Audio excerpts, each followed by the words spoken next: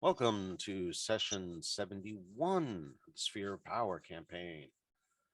Endless miles of desert have been trekked as the party approaches a very unusual sight.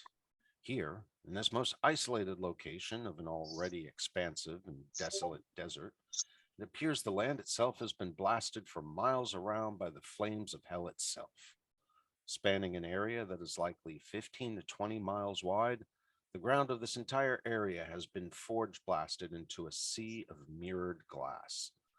The sky blends into the horizon as a reflected sun traverses the smooth surface, slowly meeting up with the setting sun in the sky above. This is where the fallen obelisk had directed them. The surface of the sea is featureless, with two exceptions that cause a seamless illusion where ground and sky become one, and the combined heat and glare from the dual suns is literally unbearable.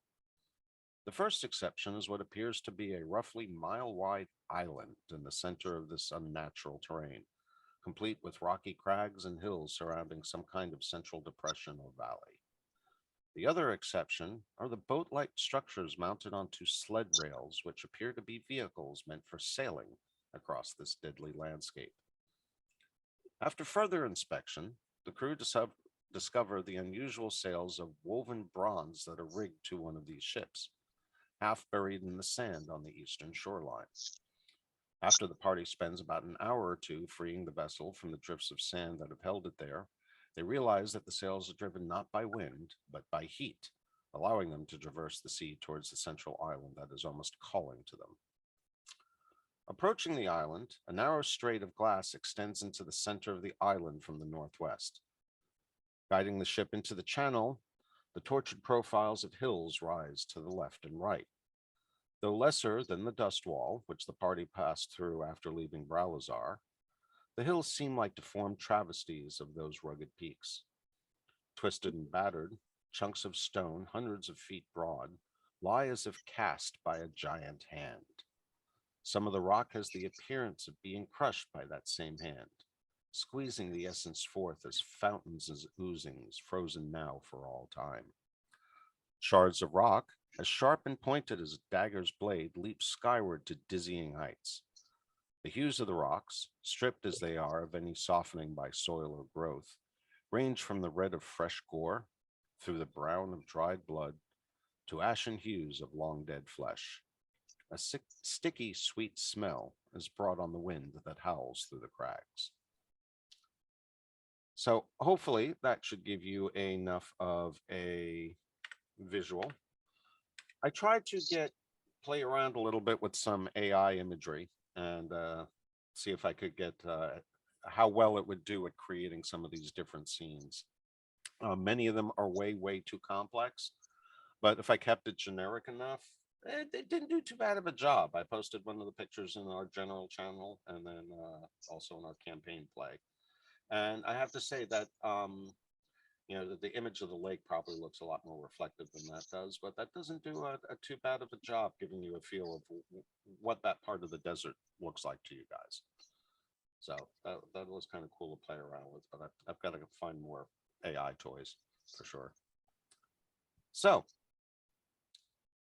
with that in mind, you guys are sailing on this cloud skate, as they are called. And let's see, let's start with this. I believe you guys already should have a copy of this image. And quite honestly, it didn't come out nearly as well as I would have liked it to. I mean, it works, but it doesn't. So let's see, as you've come in through the shoreline here, I can unmask some more of this.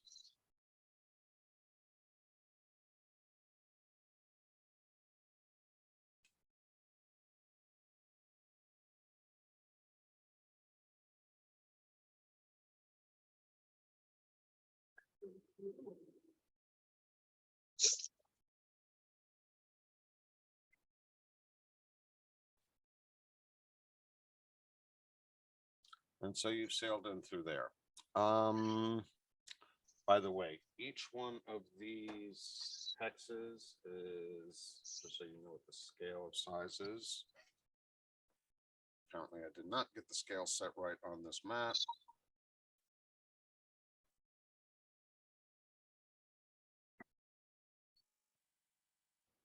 Each one of those hexes should be 1/10 of a mile, so 528 feet.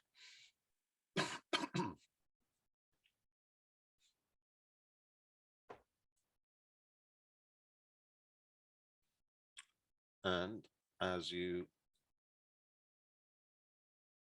oh, come on. As you're sailing deeper to the island, and expose a little bit more.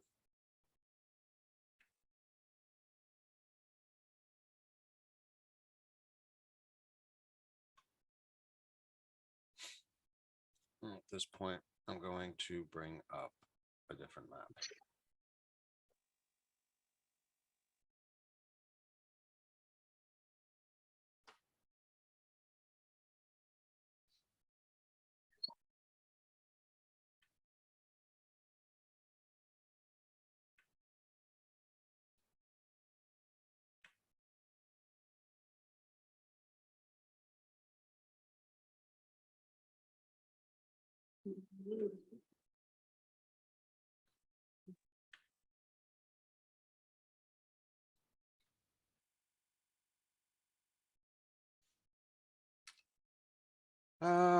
All right, so this is where the bug actually comes into play a little bit, unfortunately.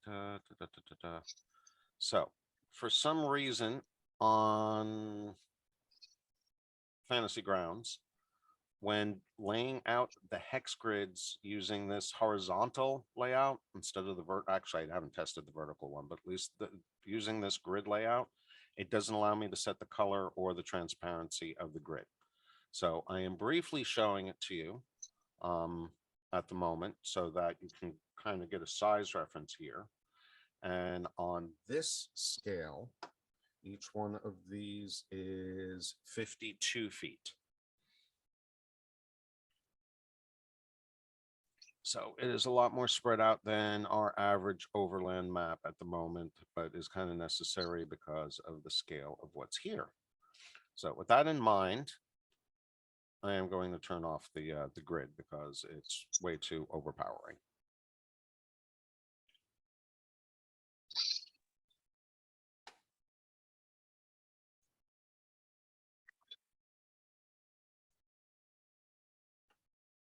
At this point,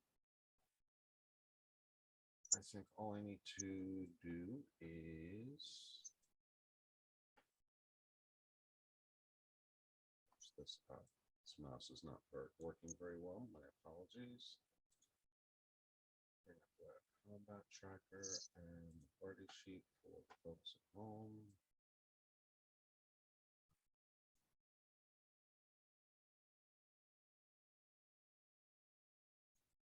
All right. Have I forgotten anything? I think the ball's now in your court, guys. Oh, I know. One thing I almost did forget. Current timestamp.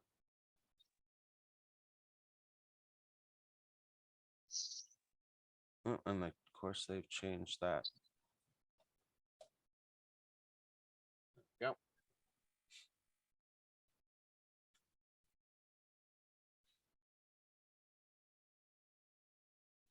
Actually, my apologies.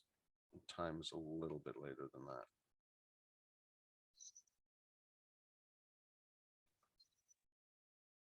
All right, folks. So should we sail a little bit more into the bay to expose the map and then figure out where the ruins are that we want to go and investigate? That sounds good to me. I need just a quick precursor. Who remembers the best of what's going on? Because I missed last session. I thought I was going to have service down where I was working, and I didn't have much for service. Does anybody have a subtle recap? Well, it is what I just kind of read through, but primarily the game session ran very, very slowly. Prior to that, we had ended up at the obelisk about 30 miles east of here. Mhm. That had the fist-sized impressions that you had roughly agreed were about the same size as all the star gems. And you had 4 of the 5 star gems. And there was a great amount of time spent debating what to do or whether or not to put the gems in there. Right. We should wait until we have the last star gem before we start entering them in the thing. Right, but the decision was to go for it since there apparently wasn't room for 5 and you had 4.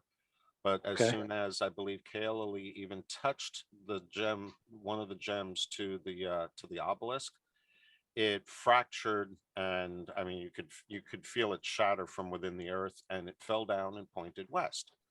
And so it was agreed that you guys needed to follow this thing westward, and you basically followed it west until you found this sea of glass that I just described. Right. You found one of the ships called a Cloudscape, and spent a little time investigating it, discovering that it was not your usual construction. You know, the bronze sails were very apparent, both because they obviously were worth something, but they also had a functional value, and that, and combined with the sleds that sled skates that these boats were mounted on, made it pretty obvious, unless your intelligence was down at a 3 or a 4, about what these things were meant for. So Sure. you guys played around with it a little bit. You figured out how to navigate it and steer it, and you were off towards the island, because otherwise the glass surface would have cooked you guys in maybe not an instant, but you know those solar ovens, right? Oh. All right. So basically, that's what being on the surface of this glass is like. On a side note, I built a couple of those solar ovens for the wife for her elementary school students, and if you haven't used one, they're pretty fucking cool. Yeah, they are. They are. But yeah, there's someone with firsthand knowledge of just how potent that can be. Oh yes. Want some cooked flesh? Here you go. Go walking outside the cloudscape. Do we know how this? Do we know any history of the Sea of Glass? I don't That think seems so. that seems a pretty interesting item to be in the middle of a desert. You know, whether it was giant lightning or how it got there. All right, I don't think we know much about how it got there, but this is the cursed city where we will find the 5th star gem and have our final showdown. So Act of gods. exactly. And Okay. I might be giving away a little bit more than you should know, or that I have revealed previously, but I believe you probably should know this by now, between your time spent at the taverns, bars, and listening to the local songs and myths and legends. But rumor has it, or at least one of you have picked up on the possibility that this is the site of the last battle between Aragoth and Kalatarius. Okay. All right then. And basically, it was so hot, this is what's left of the landscape.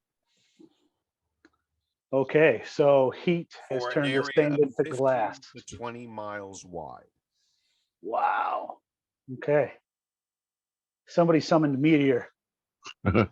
Big ass fireball. Yeah. So All right. it's meant to convey the power of these two adversaries and what you're going to be facing. Okay. I feel caught up. Let's roll. Am I covering Matt today too? If you wouldn't mind, yes, please. Okay. So I'll pull him up. drag his character over to you.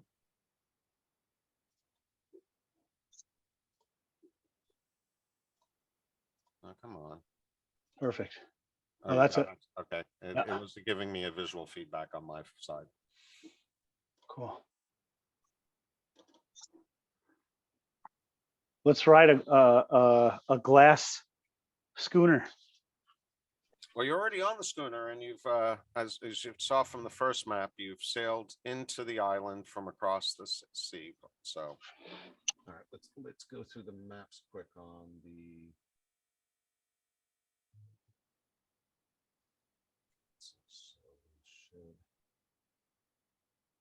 So I'm going to see if I have any pocket meat get on the hook, drag it out off the side of the boat along the glass, get myself a nice sear on the outside. Um,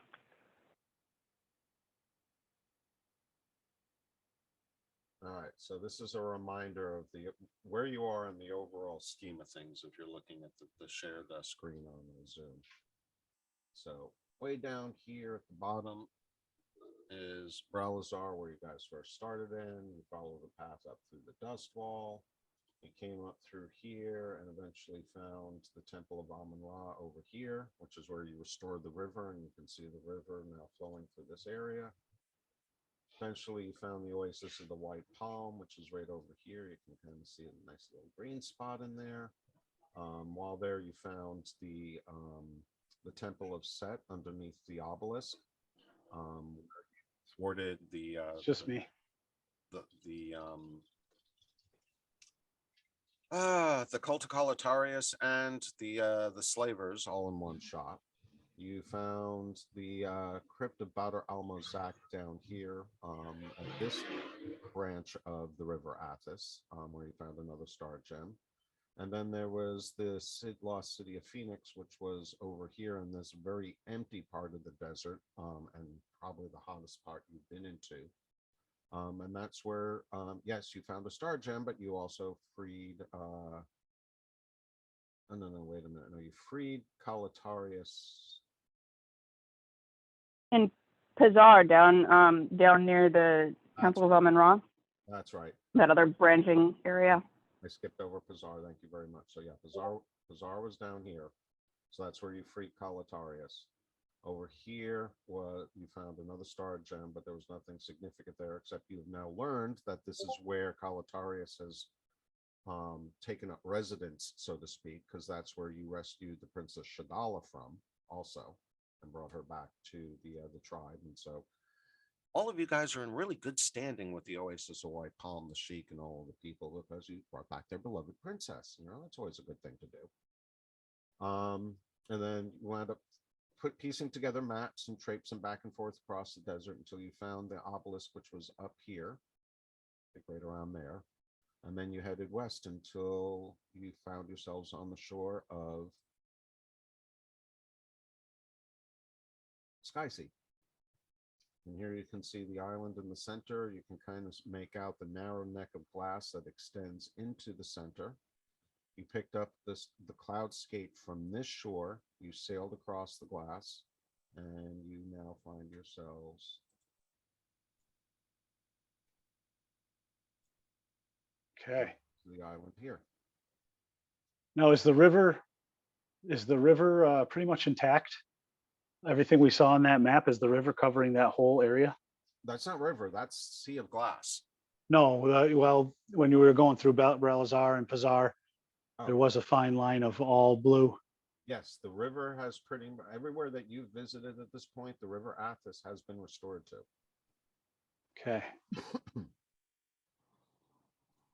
Now, there was I a don't know. point Go ahead. where the river was not there. That was before you guys went to the temple, and it didn't suddenly reappear once you restored the river, but over the past 3 or 4 weeks that you've been traveling through the desert, it has managed to restore what you presume is its old course. And indeed, you found several locations by following the river, so it's pretty good bet that it's its old course.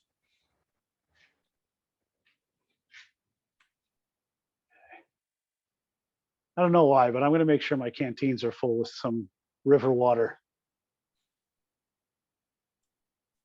I don't know why. I think we did ensure that before you left the river, because you notice where we left you parked, and I do got to update this, but where you were parked over here. I really wish to show some stuff. So yeah, you were following the river the whole way through, and I'm just taking it as a matter of presumption. If you're leaving the water behind, you're filling up. Yeah. Oh, you guys find yourselves over here. And so we are now back to Albie's original question of sailing further into the bay or docking on the shoreline. I'm inclined to sail further in.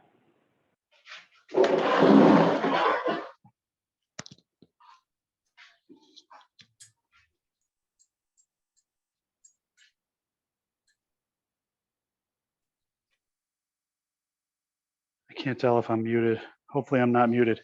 Oh, we hear you. You're I don't not care. muted. I don't care either way. I don't think the brothers care either way. We're ready for a battle or we're ready to go in towards the big battle. I don't care.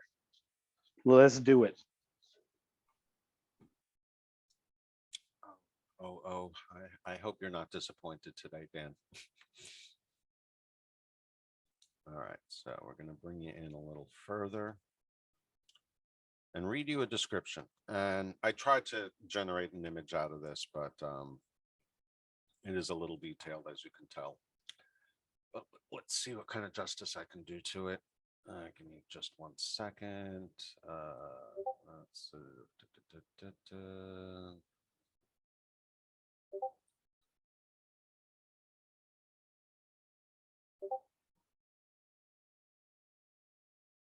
Somebody's Discord is pinging. yeah, I think that's me. Let me see if I can shut the damn thing up.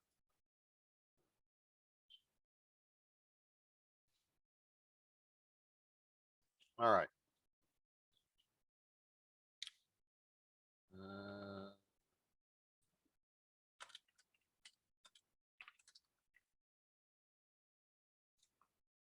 All right, so I already read you that description and shared it in the message of the day.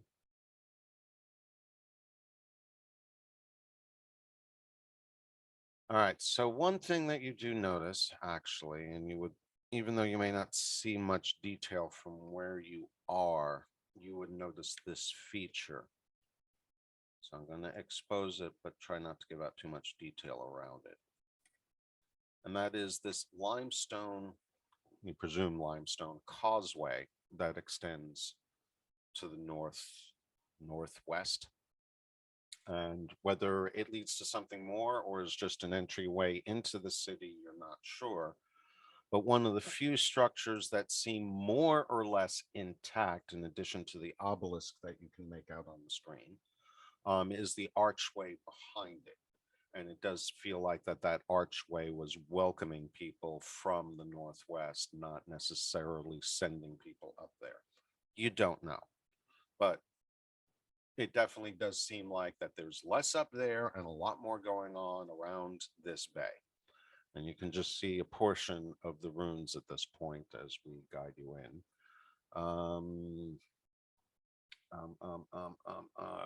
Let's see. Just items. I'm rusty at the moment. My apologies. Where am I going to grab a blank token from? Images. Assets. Thank you.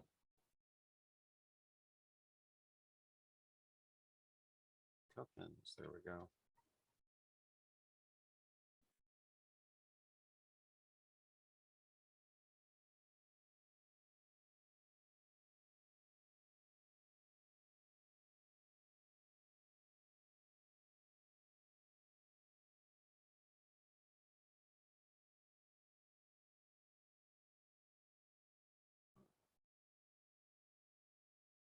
Huh.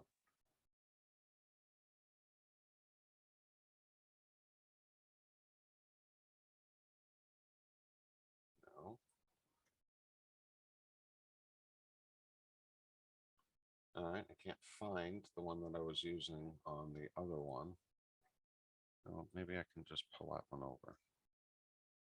Yes. Yay. All right.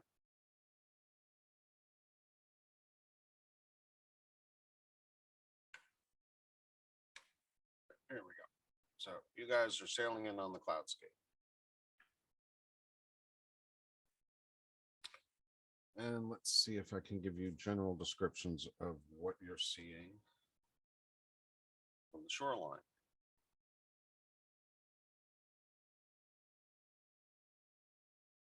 All right. Well, first, let me give you the overall description. Centered in the basin in the surrounding hills lies a lake of glass. a narrow neck passing between the hills to the northeast, which is where you guys are coming in from. Its shoreline is paved with white stone, which also marks two squares, one to the north and one to the south. Centered in the square to the north, outlined against the shattered hills, a gray stone obelisk rises sharply. A white paved road passes to the northwest, connecting to a causeway that cuts through the blasted hills like an ancient scar. About the obelisk, extending from the shore to the edge of the hills, the ruins of buildings lie scattered and crushed. Immediately bordering the two squares and the paved esplanade along the shoreline lie buildings monumental in size, the walls now broken and fallen in, mere crumbled piles of rotten brick and weathered stone. To the east lies the ruins. To the west lie the ruins of the massive hippodrome, its cheering multitudes now silenced by death. And I guess because of the size of it, that image should also be visible. So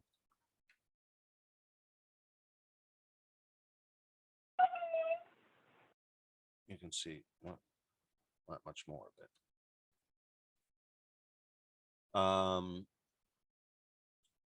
To the west lie the ruins of massive hippodrome, its cheering multitudes now silenced by death. Other buildings are smaller, obviously temples and shops. A few still retain their roofs and look as if they could provide shelter. The structures of the city are of two types, those destroyed by time and wind, and those which seem unaffected by those scourging elements. It is almost as though they were meant to stand, waiting for the arrival of an important messenger.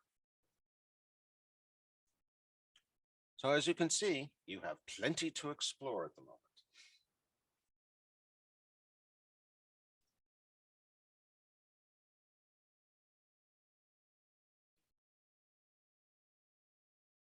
So now that you can see what's in front of you, as the sun is beginning to set, what would the party like to do? I want to explore the southern beach area. Is there any movement of anything anywhere? None.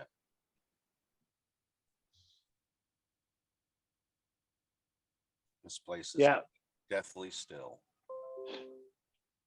My thought is to start like around 4 o'clock on the image and investigate and look around on my way up to the path at 11 o'clock. Okay, so we're going to take the ship and dock it at the south shore, presumably at the southern square, or are you going to dock somewhere before it? I'm not the decision maker solely. I was pitching out my idea to the group. I think that sounds good. Anyone opposed? Woohoo! That made green. I think Varric was actually the one piloting the ship when you guys left. So, hey, I pretty much I'm throwing the ball in your court as to where you want to park the ship. Kind of hard to say yay or nay if I'm muted. Yes, I agree. Let's dock the ship and go with the 4 o'clock to the 11 o'clock options. Okay, cool. Brother, let's dock the ship right where our icon is on the digital map.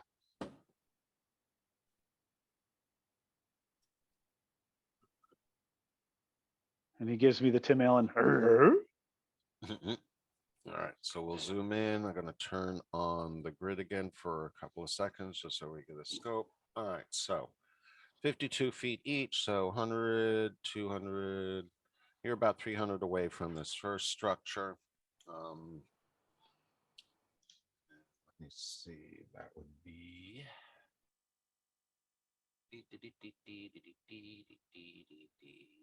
Before we get off the ship, what do you guys think about if we have to go quickly?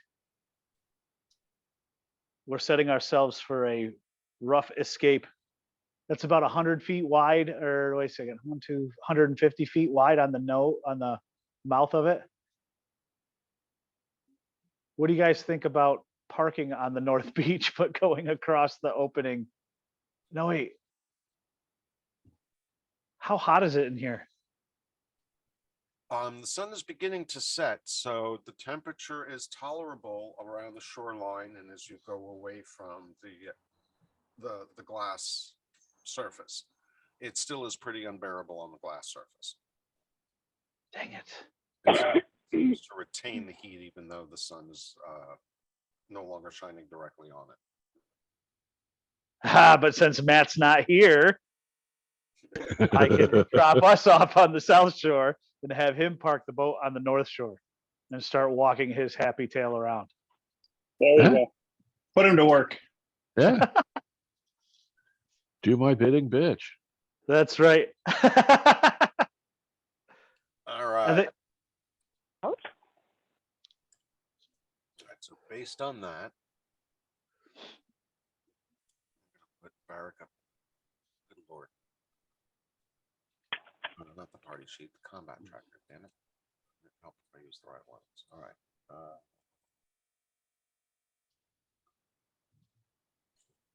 And Varrick's gotten big.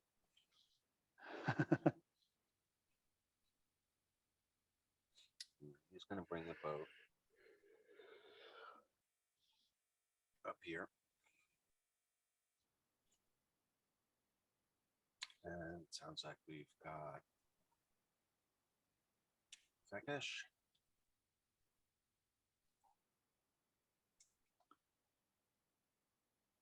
Haig. And so Kaylee and Redreth at Mizram. Which shore are you going to? Disembarking on the south side or hanging with Haig? Following Fair. Haig. Or I mean with Varrick, sorry. Yeah, following Haig. All right, so I'm loading everyone off on the south shore.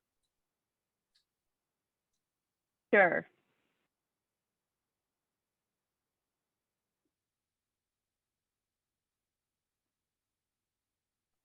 All right. Focus in a bit. Let's get these down to a more reasonable size. How big are these hexes? 52 feet. So yes, you should all be able to comfortably fit into one grid. But the program is not intended for that kind of scale, so No, it doesn't do we very will well. manage. But as it's a wide area and it's kind of necessary, and that's what the conversion was. He's most directly It'll do. able to manage. All right, so everyone.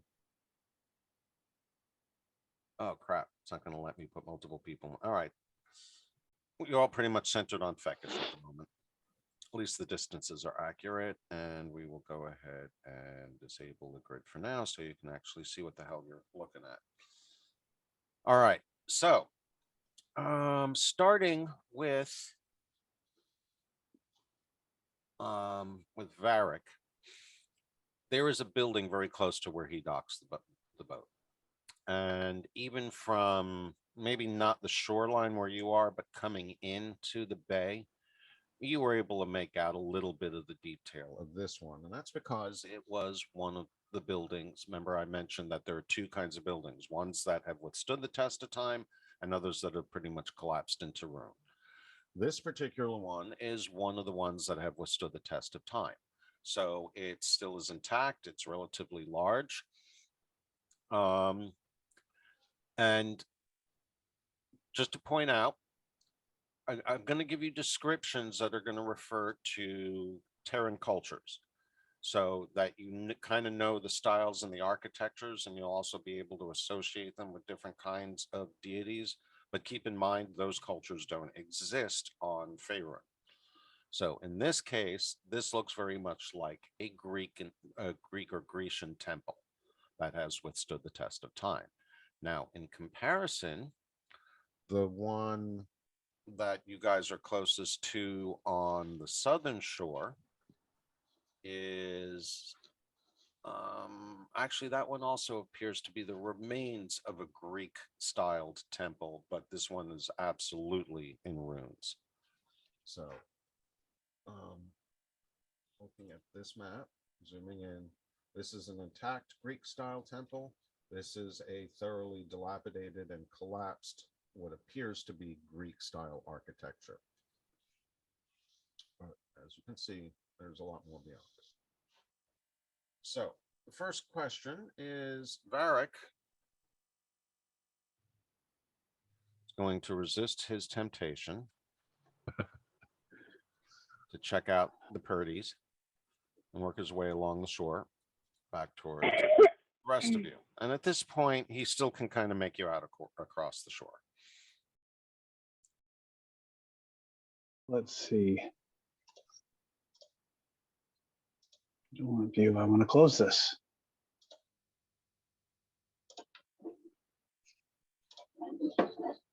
Please hold. Okay.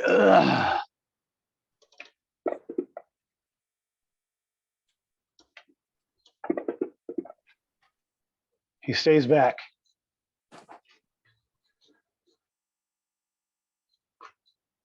$51 and over was going to be he gives in. 50 and under is he resists his urge to go exploring.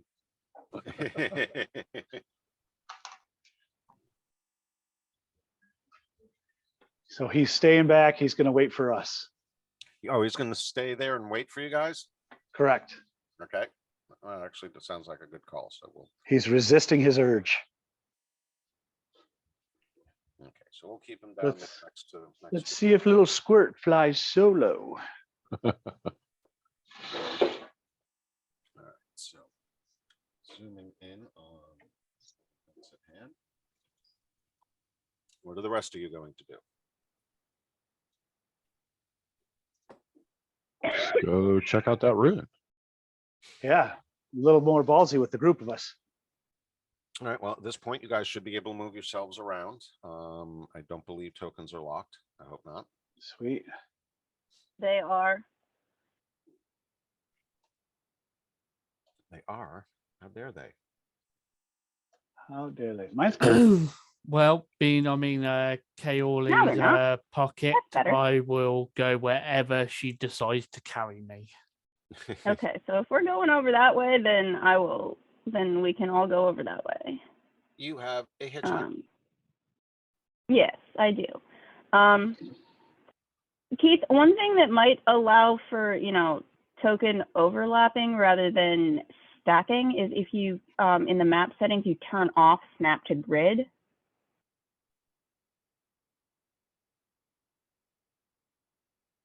How's that?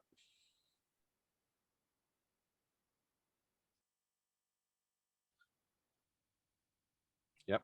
Because now we can do this so that we can partially stack to indicate that we're actually closer than the grid allows. There we go. Great suggestion. Thank you, Alex.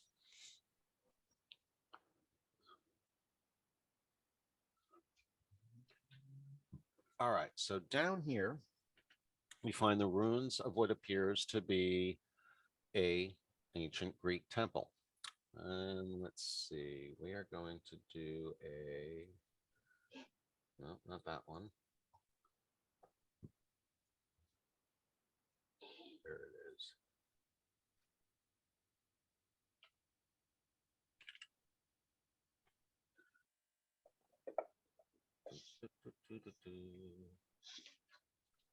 Red dress. Good job. Mage comes through. He recognizes this as the remains of a temple to Tyche, the goddess of good fortune. Good fortune. Does that mean that fortune will be found inside? Well, given the state of the temple, there's not much, there isn't an inside anymore. It's just rubble. But you found a piece Probably of was rubble found inside. maybe, but yeah, you basically found a piece of rubble that had her sigil or her emblem emblazoned on it, and you're like, oh, this must have been a temple to Tyche.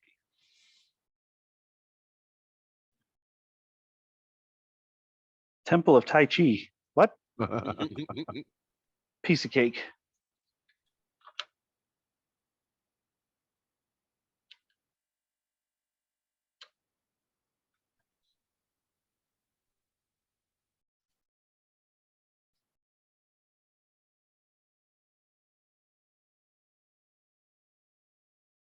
So what say you, Redrith? Have you found something of interest?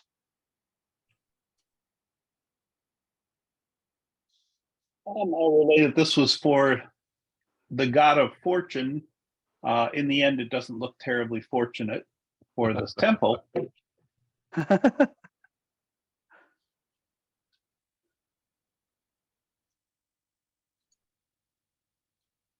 not sure how that would aid us, though. What about the temple that's farther to the southeast? That one looks more intact. It certainly does, doesn't it? That's All right, let's drift that way.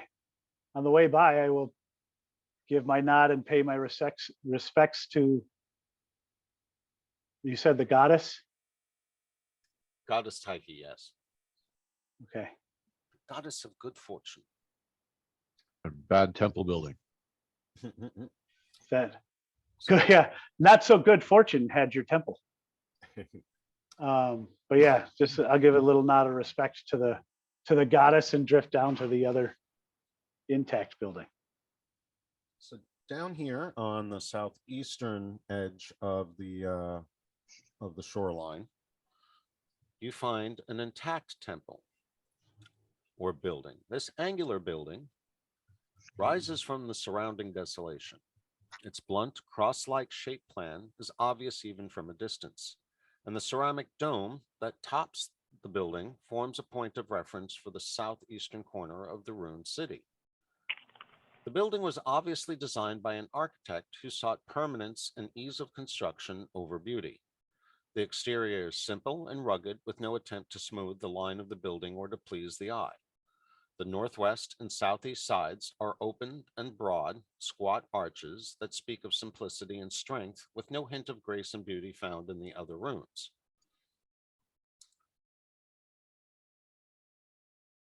So you will apologize that the icon does not necessarily represent it, but it does represent the overall size and shape and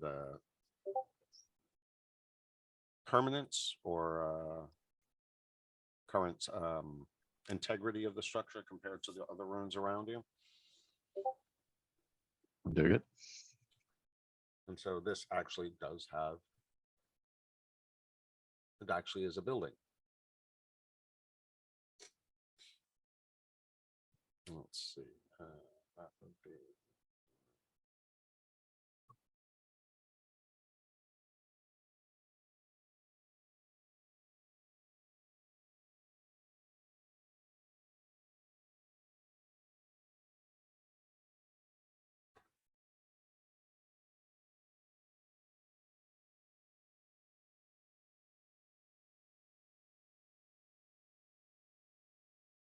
Four broad steps lead upward from the surrounding land. The shallow arch through which they pass is as broad as it is tall and opens into a dimly lit hall beyond. So just to clarify, so there's two entrances, one on the southwest and one on the northeast. So I am providing the description that basically Feckish would be seeing. Within, the wide hall is covered by a coffered dome that has alternate coffers removed to provide light for the room below. The walls and dome are covered with a thin layer of yellow powder. The floor surrounding the central pool shows the remnants of the inlaid mosaic with which it was once covered. A double step leads downward into the wide, semicircular pool that dominates the entire room. The pool is shallow on the sides, becoming deeper toward the center. Openings in the central pillar at the bottom of the pool lead to a 12-foot diameter pipe from beneath the ground. Drains to either side of this, and blocked off from it by solid walls, stand at the bottom of 5-foot square grated openings. Slotted caps over these drains gleam of gold through a film of yellow powder. So basically you have a large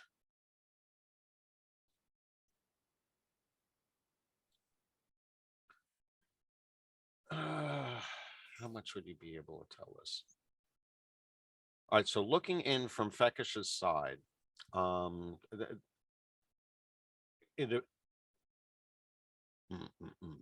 right, Looking from the angle that most of you are at, it looks like that there's a large open central room. However, from Fekish's angle, and presumably if you were to look at it from the other angle as well, there appears to be a large wall that divides it in half, running northwest to southeast. So you don't know whether or not the other side looks the same, but it basically appears to be a large circular pool in the middle of a large square room with steps leading down towards the pool. Any water? You know, that's what it's not clear of, but quite honestly, you wouldn't be able to recognize a lot of those features if it was still filled with water. So I'm Right. going to basically say that instead of water, you're just seeing that yellow powder that was referenced.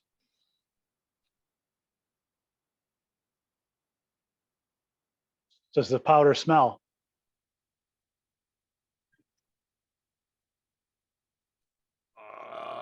I'm going to brush the powder and smell it. Yes, it does have you in particular, Red Dread, would recognize it as sulfur, pure sulfur. Yummy.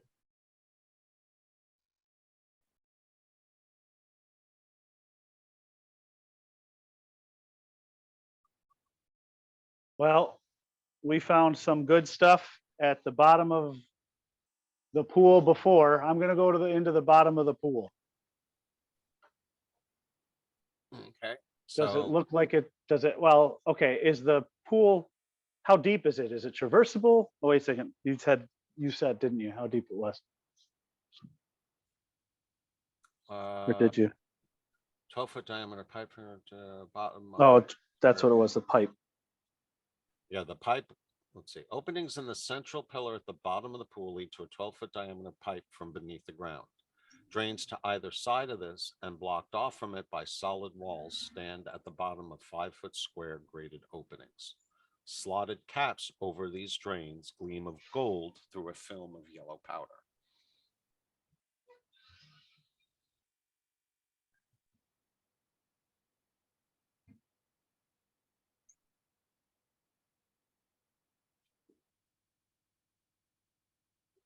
Slotted caps over the grates. So like drain covers? Yep. But they're very, their function is obvious. Their form is very unique and in stark contrast to the rest of this building. As I pointed out, this building just looked entirely utilitarian. There was no attempt to be aesthetic or please the eye in any way, shape, or form. It's a big box, basically. But the drain covers are ornate. They're ornate and they have very unusual designs. All right, I'm lifting up the drain covers then. Okay, you pick one up and it does appear to be made of gold. It has about the right weight and has that softness to it. Are they big? They are 18 inches long, 8 inches wide, and 1 inch thick. Wow. Oh, so I can pick them up. Holding for this. And Yes. and here's the thing: they have a Z-shaped tongue at each end. Okay. So wait a second. I'm trying to picture this. So at first I'm thinking 5-foot wide drains, but they're not. These drain caps are 18 by 8 by 1 inch. Correct. And they're made of gold. Yes. Okay, well, I'm obviously picking up both. Geez, these guys are hauling tail. Oh, this is going to go on for a minute, guys. This is the American Legion run I wanted to do this weekend. It's going to be about 400 bikes. Sweet. I hope. Is it very loud in the background? No, Not at no, all. you're fine. You're fine. Oh, great. Yeah, Yeah, these guys are hauling. I heard some kind of swooshing, but that was about it, and that only happened once. Now your voice is completely isolated though, so Zoom's doing its job. You're Sweet. doing it well. Yes. So Jim, you're the one picking him up, or Haig, was that you? Oh, that's me. Haig. Yeah. Okay. I don't think I could pick them up. I don't think I could pick something up that big. Dan, as you're picking them up and looking at them and comparing them side to side, those Z-shaped tongues that I told you about, they are obviously meant to work like a jigsaw puzzle. So one end of one will connect to the opposite end of the other. And I thought I was going to be picking up bricks of gold. Fine. I was like, hey, gold things.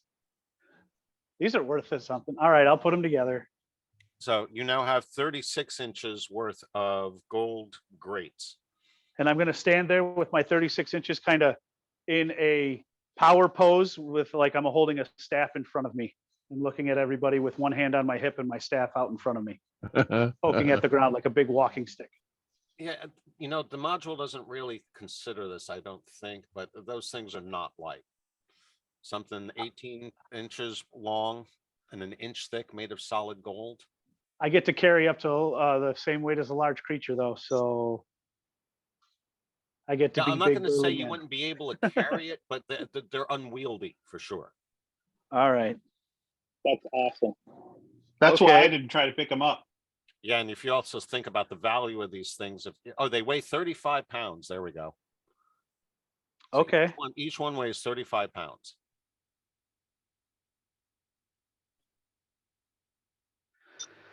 Okay.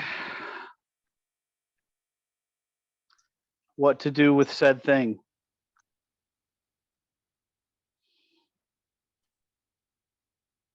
I guess I'm gonna. Hey guys, I have a thing. It's definitely a You have thing. you have two things. Perfect. One I'll show you, one I'll keep to myself. No, it depends on what those things are. This is supposed to be a family-friendly broadcast. Remember, That's right. So that's all I've got. I have a thing. I have no idea what it does, but it fits together and it's a thing.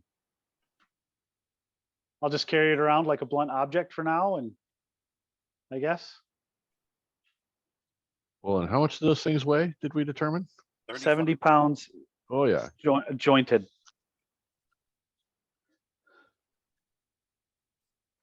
Yeah. Next person, because I have a Maybe- thing. maybe hike those back to the ship. See if it can be It's melted on the down. other side, though, right? Yep.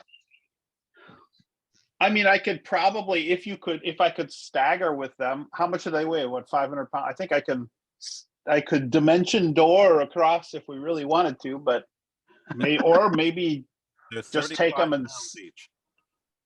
35 pounds. Okay. I don't know if I can carry that much, I but bet they have to do. They have to go to something. I'll lug it around. I can carry another 70 pounds fairly easily. all right. Sounds good. So going inside then? That we are inside. Oh, okay. For some reason that I spaced that part out. All right. No, And we're so- inside. It's kind of like a pool. There are drains. These were the caps to the drains that were 18 inches long, 8 inches wide, and 1 inch thick. But as I picked them up, because I'm like, hey, these are gold, they fit into each other. I don't know why. So is this just one big room, or do we have? Is there a separate map I'm not seeing? No, There's I a wall. share a map. It got kind of tedious to try to create a map for each one of these buildings. So I'm relying on oh God, the phrase is escaping me at the moment. Theater of the mind. Thank you. Theater was the word that I couldn't think of. But yeah, relying on theater of the mind in order to see this. And this room really isn't that difficult. It's basically a large squarish type room with entries on two opposite sides. It has a central pool area in the middle, obviously not full of water anymore, also with steps descending into it, and a large wall that bisects the room in two. So there's one entry to the northeast and one entry to the southwest. And basically, just to shorten things up, one of the drain caps was on one side of the building and the other drain cap was on the other side of the building. Otherwise, it's pretty simple and straightforward. Okay.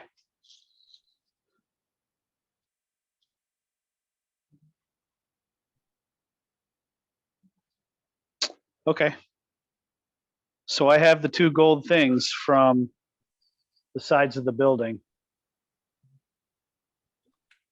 And again, it's 18 inch, or so now it's 36 inches long by 8 inches wide. Big old piece of gold. Yeah, it would be like a board plank, Yeah. but made out of gold. So it's not like it could be a key. There doesn't seem to be anything else significant about this area or the pool or Anything in the drain? Is the gold there just to distract from what's in the drain? It's a very good question. But looking around,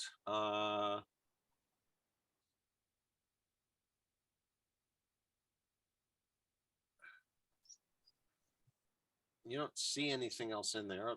I mean, you could probably fit a smaller character into the drain pipe, but definitely not the Goliaths. Oh, meow. we have a weasel. Yes, you Meow. have a Yes, weasel. we do. But it basically looks like it's just been a drain pipe. There is some corrosion and, you know, there's been water that has flowed through it, but it definitely doesn't look like it was meant to be a passage. He's not going to fall for the banana in the tailpipe. But we got weasel and drain pipe. Actually, good. no, I should qualify that. As the description says, it's a 12-foot diameter pipe. Oh, big pipe. Wait a second. How does a 12-foot diameter pipe get covered by an 18 by 8 piece of gold? No, that's the part that's under the ground is the 12-foot part. Oh, So getting in would be difficult because it's a smaller opening.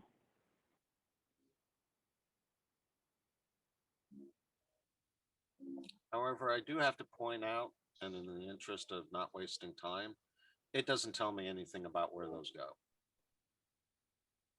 okay. So likely not much of interest. Yeah, I'm gonna say that a quick perusal will show that those pipes just lead to French drains, large rooms full of rocks. Okay.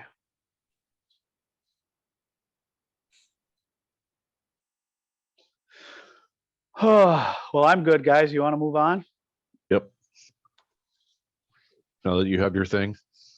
I have my thing laced across my shoulder like I'm going to a building site to install the next thing.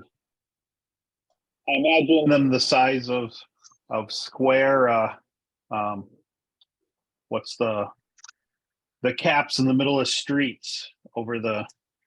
Manhole covers. Manhole covers. There you yeah. go, manhole covers. Yeah. I'm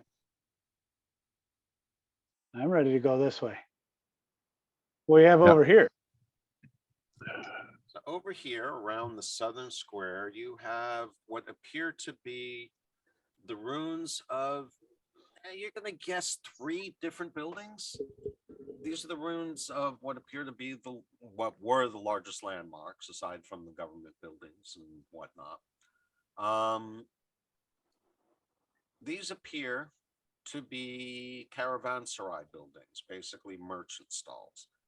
You can see some, you know, the remains of wooden timber and whatnot that were set up here. You can see some clay pots that have been broken, left shattered around, but for all intents and purposes, it just, you know, you're looking at the layout of this. You have a large square, you have what appear to be the remains of 3 buildings wrapped in a, you know, around the perimeter of them. It looks like basically a marketplace. Well, I'm keeping my eyes peeled for gold since I know there's gold here. Apparently, at least some.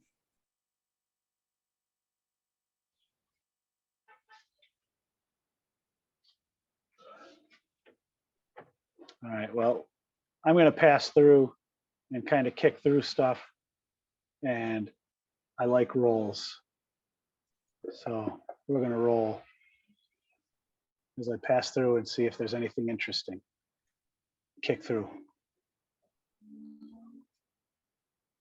Redbreast will make his way around the outside, kind of following along. I will also point out that these structures, or what's left of them, are definitely different in architectural style compared to the other buildings you visited so far. These seem to be more consistent with the architecture that you've seen throughout the game, more Arabic in style. So time, you're suggesting that the time that they were built is different. Not necessarily the time, though that could be an explanation, but the cultures that built it probably very much were. So again, I'm giving you the names of Terran cultures so that you can visualize it. Just keep in mind that they are not the same. Those cultures didn't necessarily exist on Faerun.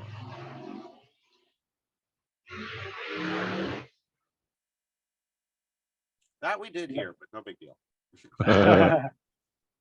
I'm traveling south to the next square. Okay. I will approach it slightly after. All right. So Well, I don't want to be in front in case there's something happens. I'm a little squishy for that. I'm ready for some desert spider. I think it's been a little bit since we ate. Ooh, okay, hold on.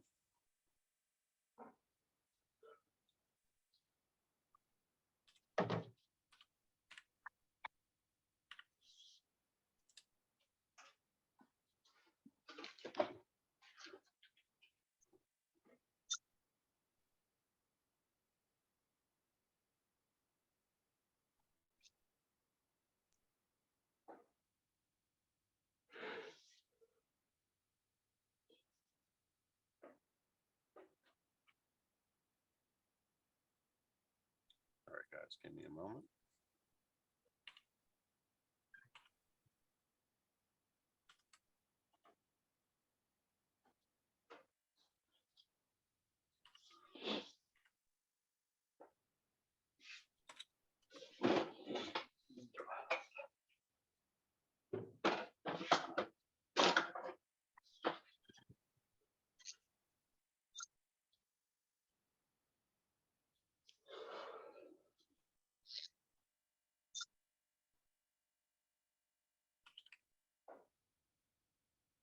Oof.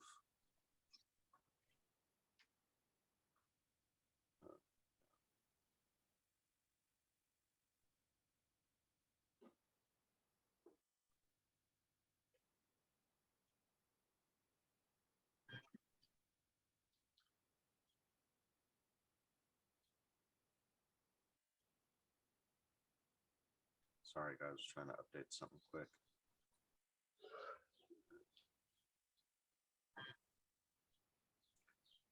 Shit.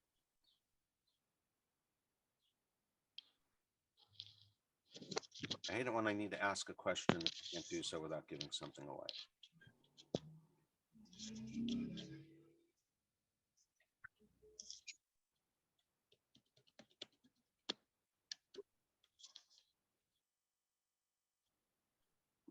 All right.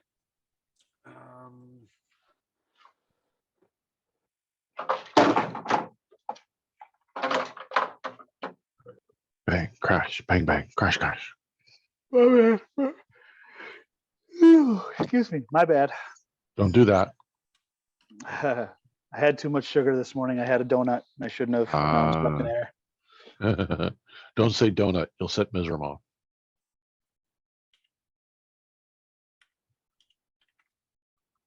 I won't go into the details then of how delicious they are at my local store. Oh, Now, are those the Amish Not donuts or nice. just normal donuts? Surefine's donuts. Ah, okay. Because the Amish are something that's Yes. crazy good. The Amish ones are good too. Surefine has a strawberry-filled cream cheese glazed or frosted. That sounds delightful. that sounds was- amazing. they. I promised I wouldn't discuss how good they were in front of Mizram. But the rest of us are now begging. Oh my gosh. Well, considering I'm diabetic and chose to splurge. Yeah, that is unfortunate. Mhm. But I pay for it for the next hour with Mhm. that'll upset stomach and constant yawning. And a current blood glucose level of Much too high. 256. And I've gotten down to 211. So it's going down, but it was up there. Extremely too high. Oh, my wife's pulling in. I'm going to step away a second.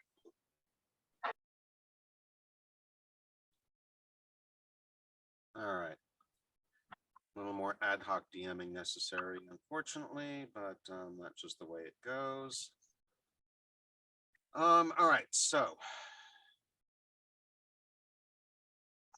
on this map, you guys are on, you approach another one of what appears to be the intact buildings.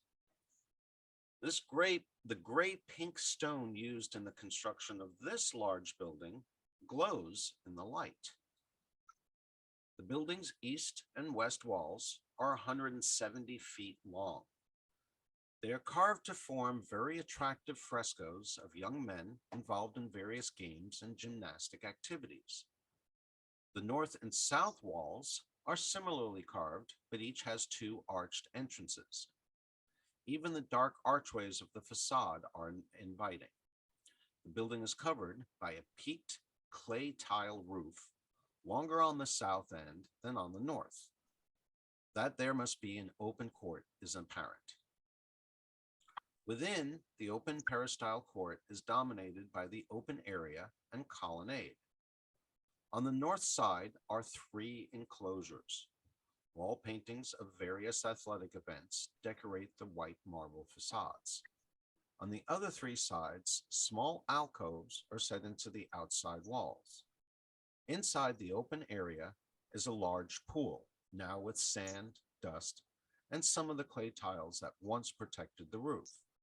The surface of the sand is scalloped and littered with debris.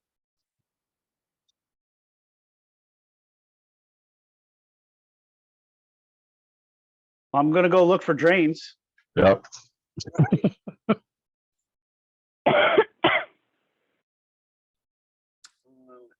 Let's see. Yeah, that was a good time for that. This ain't gonna be easy.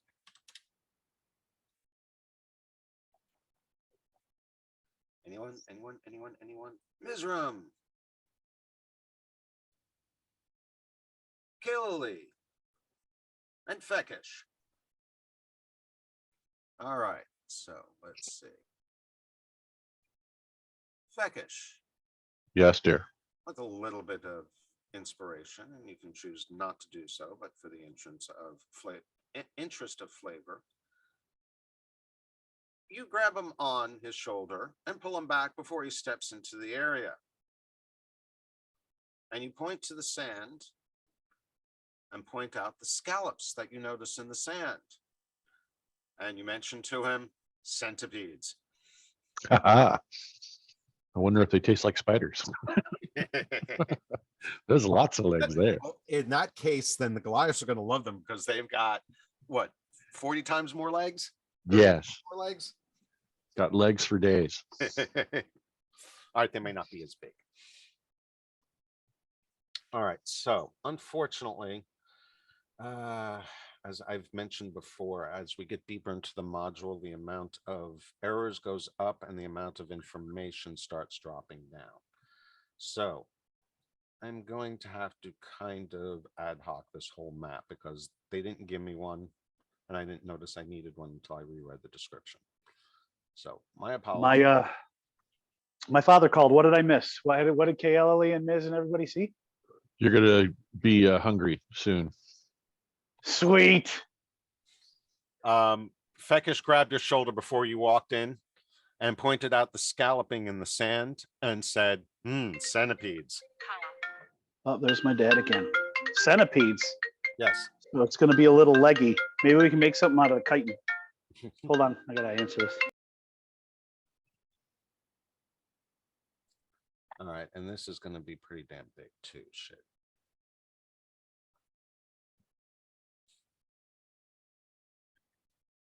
So what the heck did it say? 170 feet long?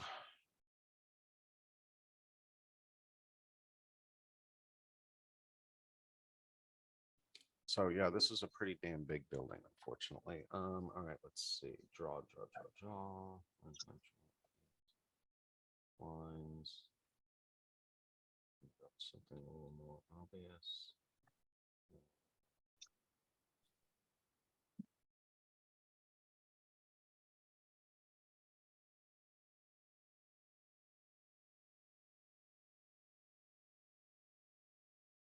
Let's see.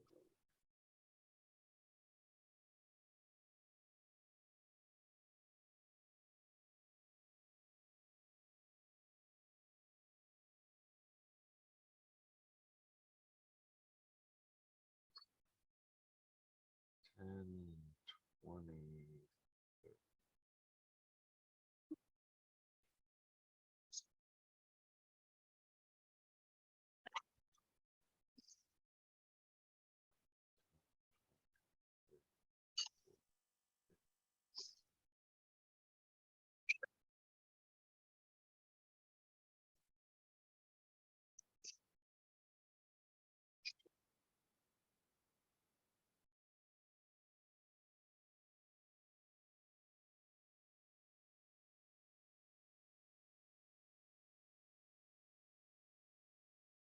Okay. Sorry again. No problem.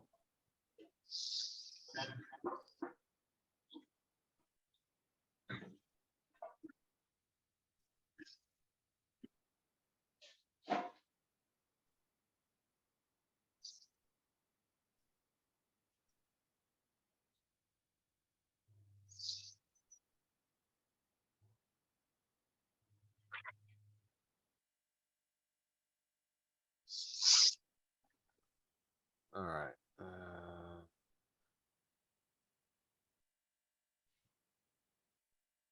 Where is she?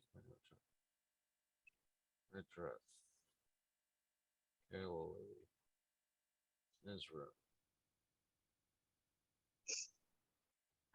Well, Varric is not there. He's still up on the shore. So Varric is not here. Yeah. I just remember that. So let's see.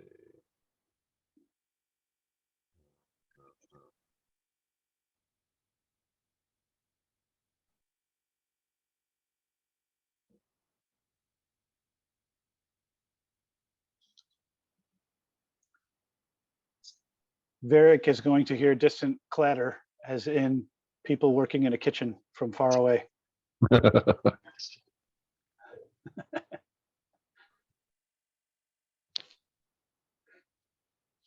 I missing? Hey, where the hell are you?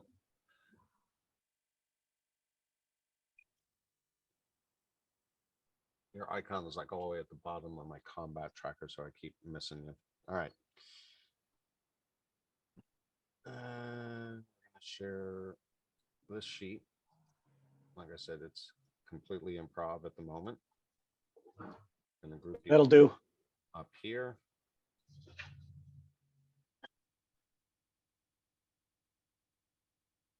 I'm not missing anyone. I might not. And unlock tokens. With that, and it being halfway through the session, we're going to take our 10-minute break right now. That's okay with all of you? Hello. And For me. yeah, I'm going to go ahead and put the session on pause, and then we will be back very shortly. All right, we're back. So we've got everyone inside this large gray pink stone building filled with debris and sands and another area that apparently looked like some kind of pool or bathing area. So everyone has come on in. Actually, it's ornate. It's adorned with lots of ornate frescoes of people in different athletic and gymnastic poses. So this obviously was some kind of hall of athletes or something like that. Probably not so much a temple. So, what's that? Who's venturing forth? Well, I don't see anything except a box and a go. I don't know Yeah, where it's a I'm fairly- venturing forth. Yeah, I just see a great dark it's a gray fairly- box. Yeah, that's all. That's all. It's a we've got. fairly featureless room. Yeah. But I still need to know directions and how you guys are spreading out. So, I've put you in Well, the area. I'm not going to be disturbing the sand. So that's Well, you you just- can fly. can you shoot an arrow into the sand to get one to stir up? So this is basically Tremors. Is that what we Yeah. got going on here? yeah, We're, pretty we're much. guessing, I think. Tremors or Dune, one of the two.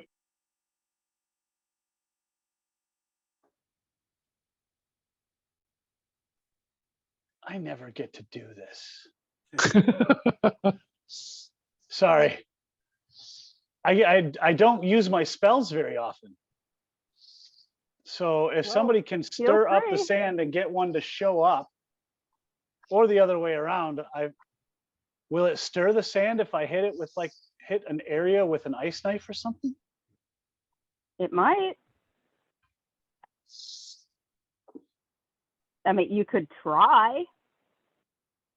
Very true.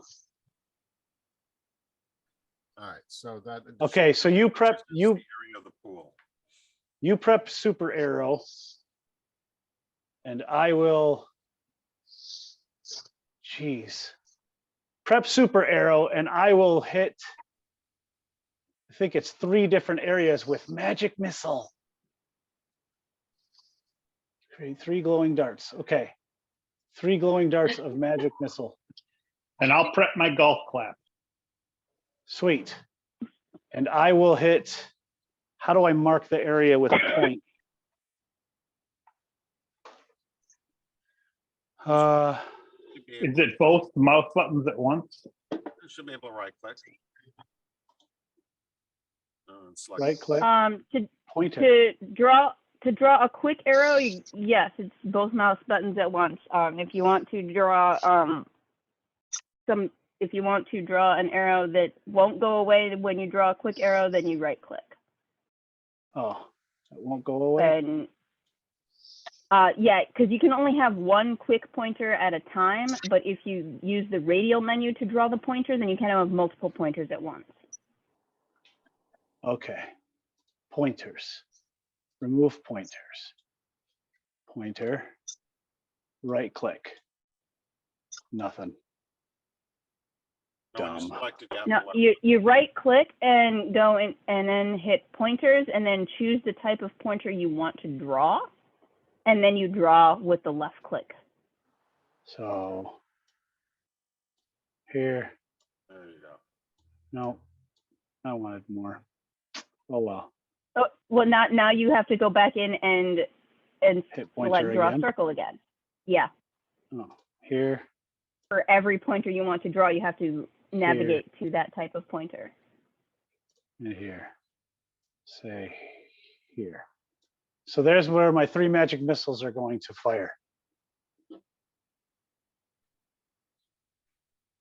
Okay. And I'm getting ready to shoot an arrow at something that pops up. We're going to play whack-a-mole.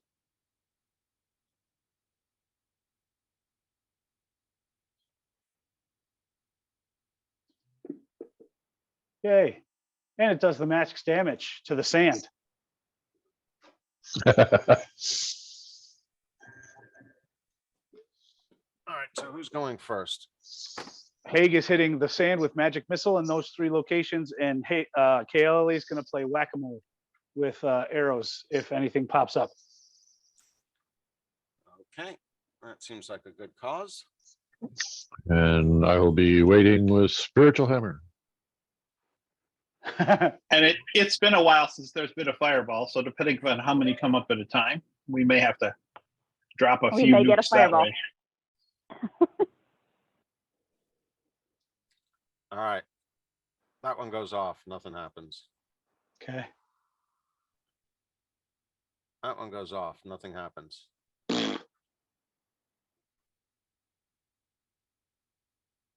Third one goes off.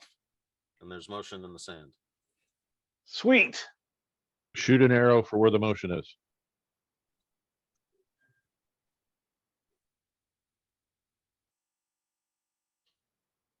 Yeah, I'm gonna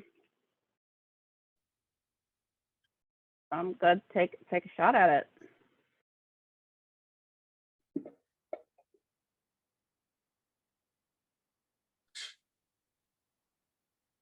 Helps to have a marksman.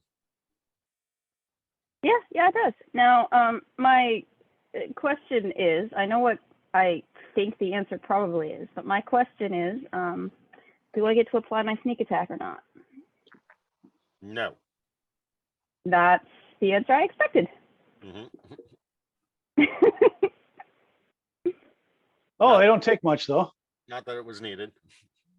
Yeah, apparently that one was not particularly robust.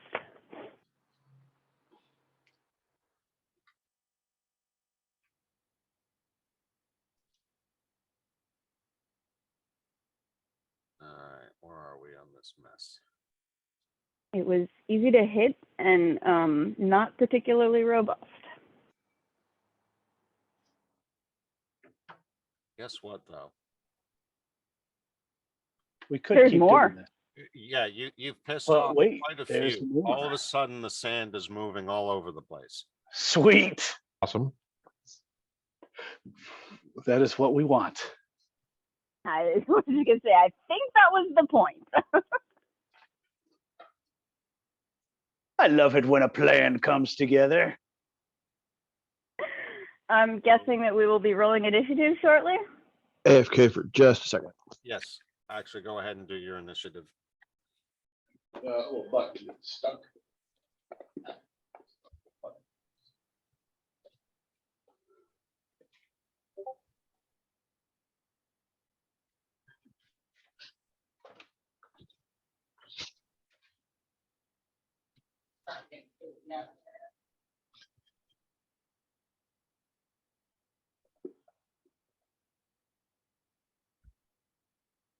I just want everybody to remember that just in case an emergency arises, that Redreth still has the fling poo action stored in my character sheet.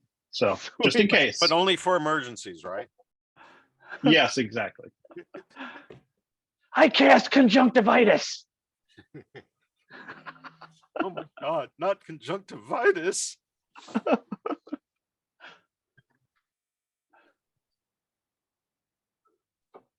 All right. Well, so you it's are- more of a morally damaging ailment.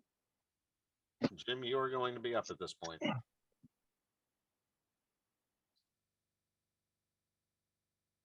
Alrighty then. Oh, we're starting with me? Actually, no, we're starting with Ms. Okay. Oh. I was like, wow, I thought other people were ahead of me. I but should very probably good. get off my ass and roll initiative. Huh? Yeah, what might help, Feckish? Ta-da! Ding, ding, ding, ding. Depends if you want to pop shot some centipedes. Yes.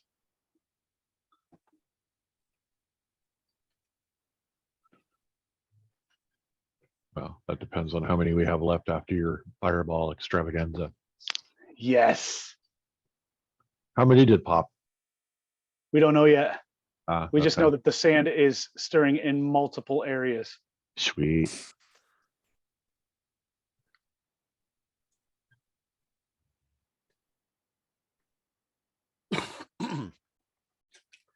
Thing is that this definitely is not a room that's going to keep it enclosed. You have options. Okay.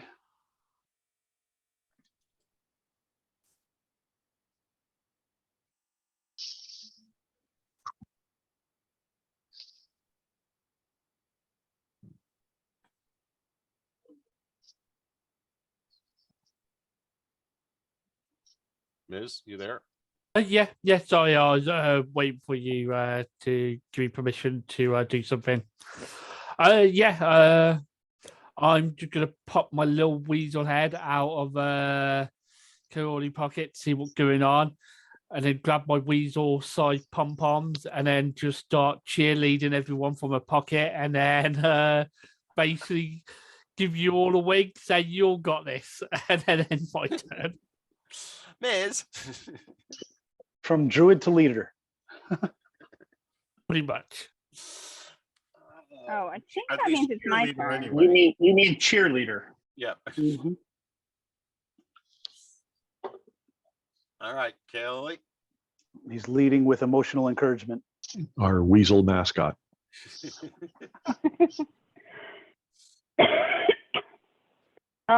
Well, since I don't yet have an actual target, I think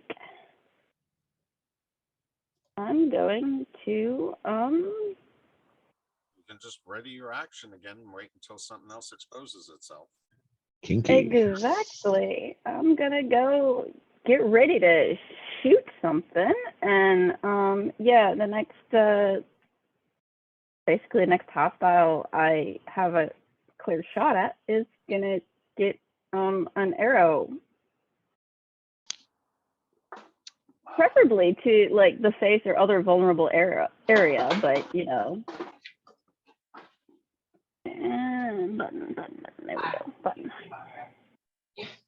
There we go. All right. I lightly step up next to Haig, right behind him, put a hand on his shoulder, and say, "Have fun." Tonight And we then- feast. Then I cast greater invisibility on him. Ooh!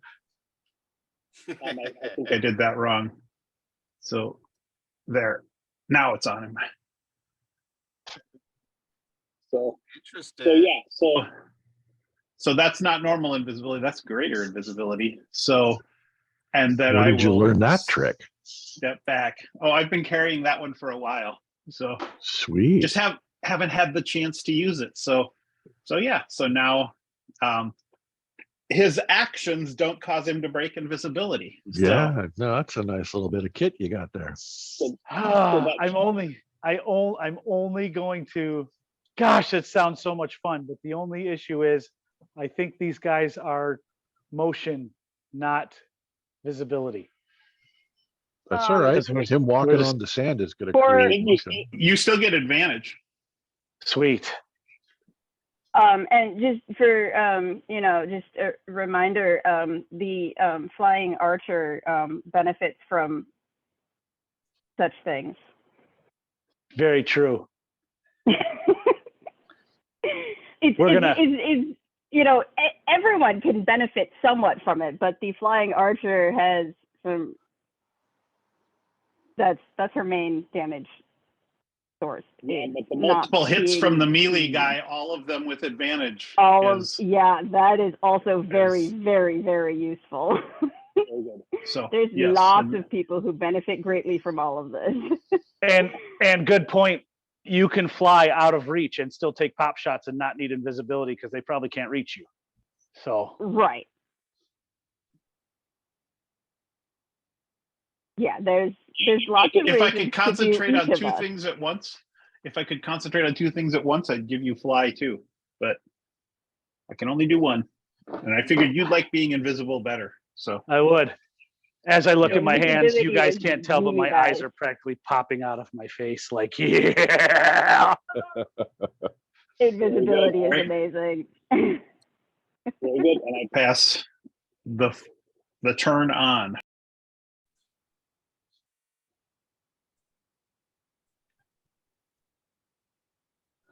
So one's dead. Guess I should remove it. No, I want you to see all. I don't see who's. There we go. No, it's gonna get confusing. Let me get rid of it. Okay. fine. Excuse me. Yeah, for lack of a target, you just gotta hang out. Nothing to stir them up. Well, that or I could just run like an asshole across the field and see what pops up. Have you ever seen that? I would definitely like to know what that looks like. Not with my 11 dexterity. I've never seen an asshole run, but that would be pretty comical. Well, I'm a dragonborn, so my asshole's covered by a tail. But flaming nonetheless. Yes. So on that note, we're just gonna ready and hang out. Depends when you last had Taco Bell. Right. Are you going to ready yourself for anything? Yeah. Anything that pops up out of the sand. Well, with what? What action are you going to take then? Probably spiritual hammer or spiritual weapon. But I haven't cast it yet, so. All right, and Haig. Cool. So I'm going to look at the sand and see, is there spots where it is visibly shifting?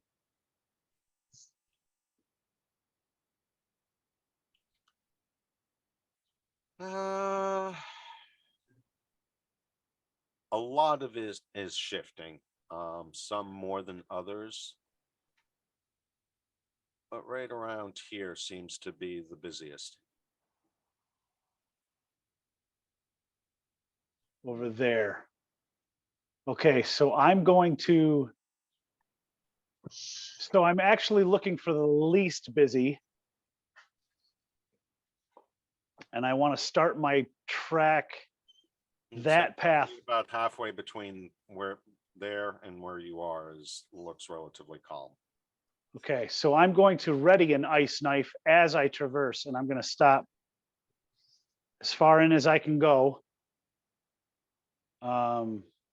We can't really see the grid, so I don't know how many spaces I am forward.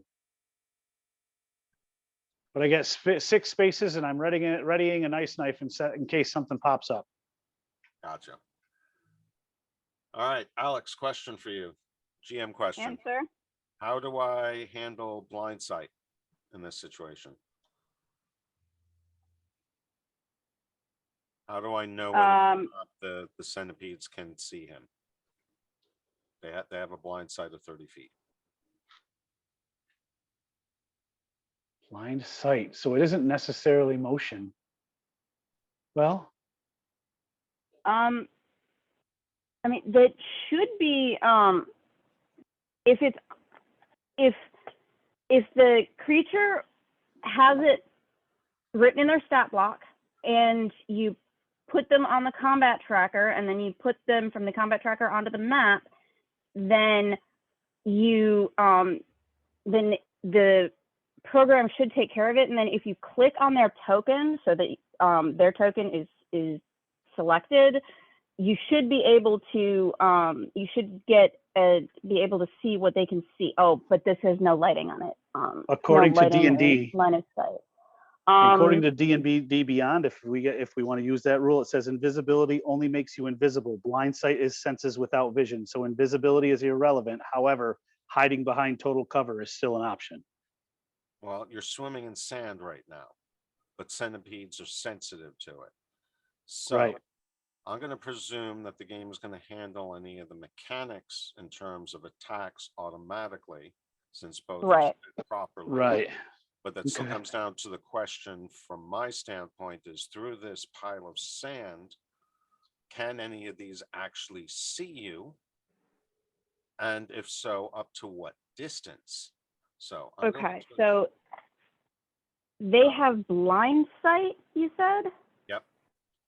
And they don't have any like flavor description of what sense is used. Not unless I refer to older descriptions from older editions. Okay. What logically makes sense to me is to treat it like a tremor sense. While he's walking on the sand.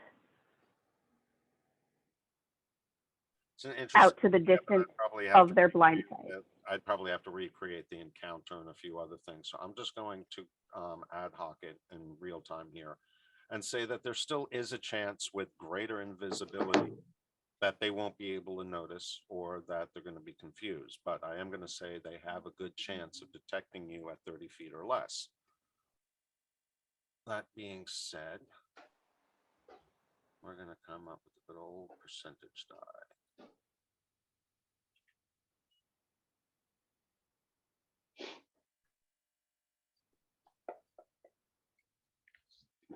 Okay, and nothing seems to respond to your presence in the sand at that point. Hey, Okay. So I'm max distance. Let me see. How do we do distance again? Yeah. Okay. So I'm at my movement, and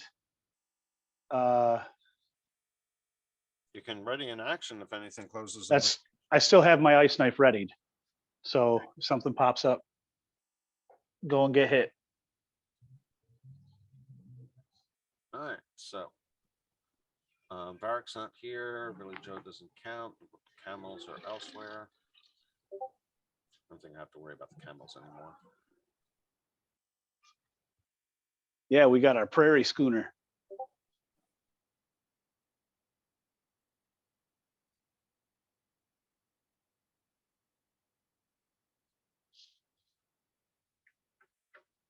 Miz, you are up again. Still nothing Right. exposed, but a sea of worms or a sea of centipedes. I will look at my companions and go, huh, they all look okay. They got this. And I'll just stop, lie on my back and start you're snoring just in a waiting. pocket. You're just waiting.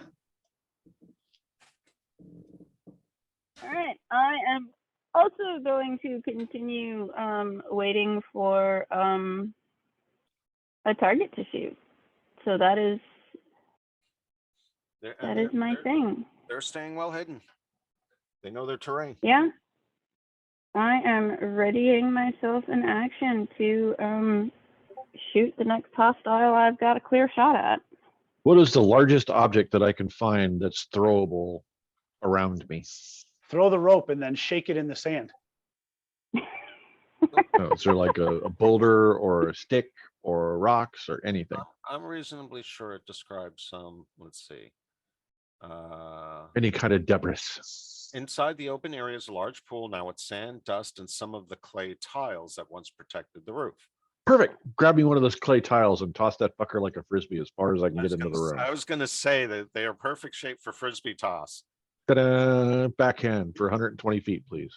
Albie gets to play disc golf inside D&D. Nice. And you know what? Just for that, I'm going to give you let you take a +2. Sweet.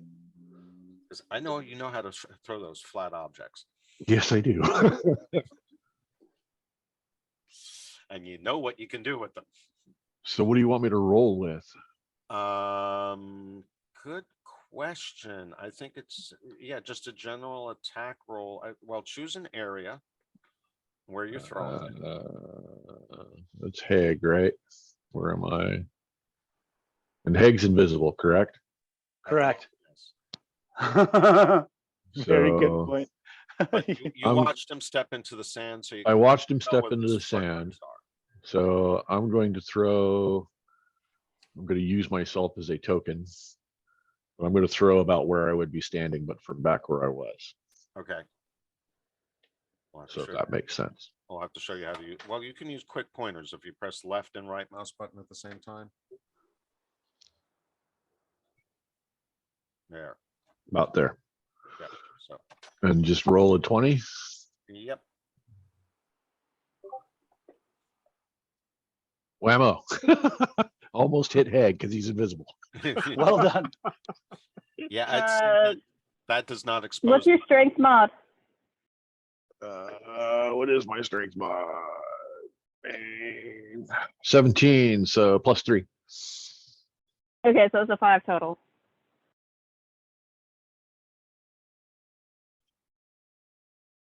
Well, at the very least, all I'm trying to do is hit a room full of sand. So Yep. Well, it's better than the broadside of a barn. correct. All right, Isn't and I there- guess I accidentally skipped red dress. So Jim, what are you gonna do?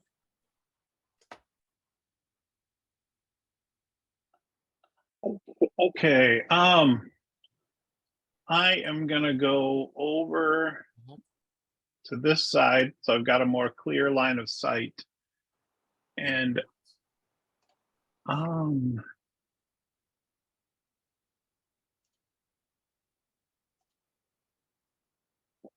can't do the concentration things. So yeah, I will queue up a fireball.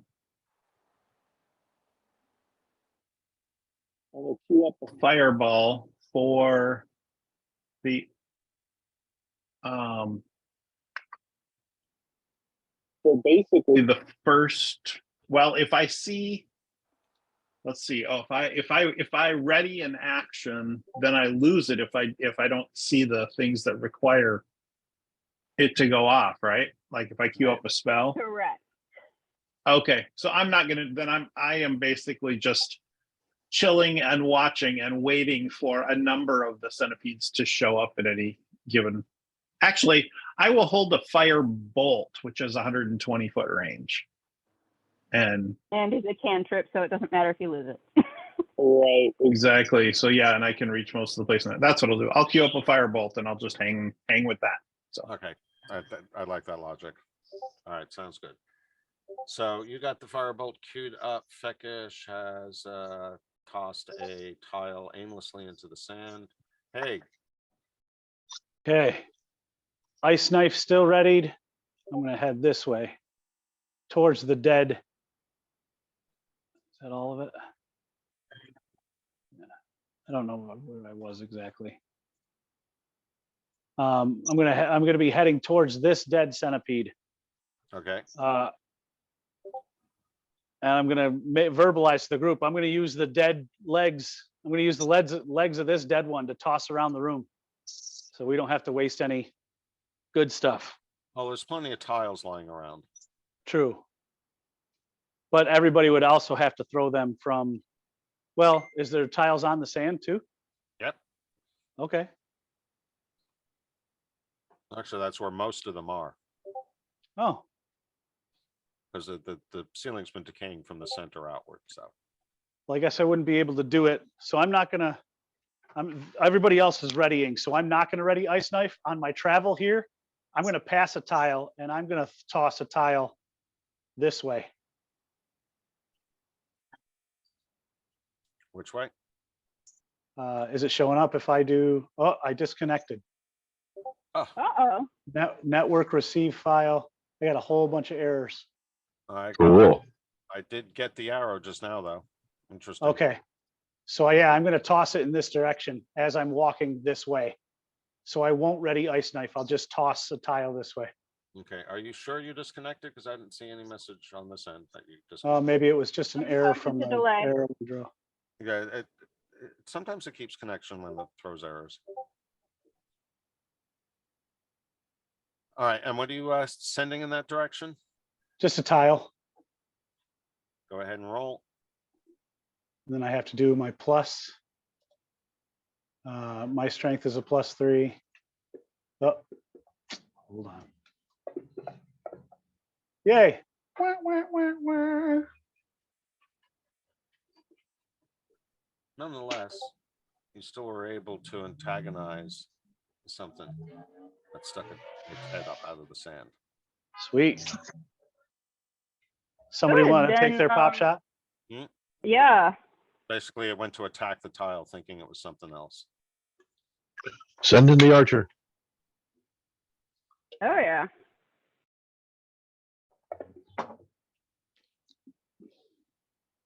And and then I go next, right? After that. Well, she's got to do her damage. Might be dead. Awesome. right. No sneak, correct? Correct. You don't have anyone flanking and they know that you're there better than you do. Oh, Dead. yeah. All right. But So I move my hands to cast my firebolt and it's already dead. yep. They don't got much. It's mostly to be a nuisance at this point. All right, so. End of round. That brings us back to Ms. Okay, Ollie here is this snoring come from a pocket. You got to have something that can help flesh these things out. Well, the weasel is lazy. Cookie, I don't think Drop there'll be it. any disagreement there. drop it. Yeah, I'm gonna get ready to shoot the next hostile that I've got a clear enough shot for. Hey, 'Cause come here. that's what I do. Mhm. All right, so Redrith, we're back to you. Flesh them out.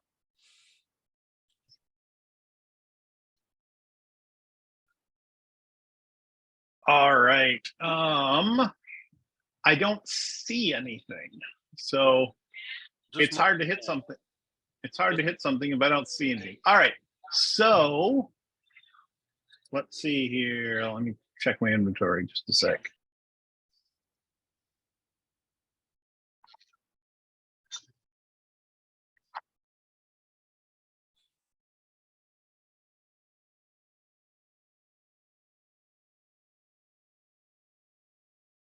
I am actually going to pull out my bow and just shoot an arrow into the ground right here near where Haig is, hoping to make the sand move so that something will come up and he can attack it.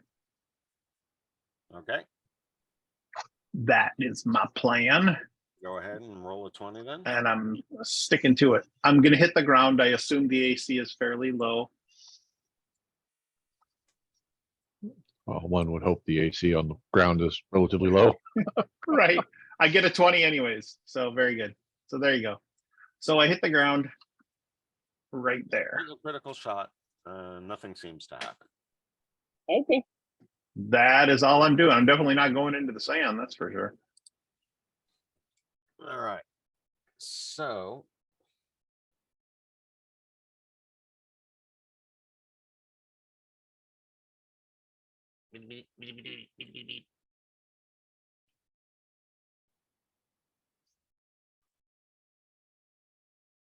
Haig notices some motion to his right.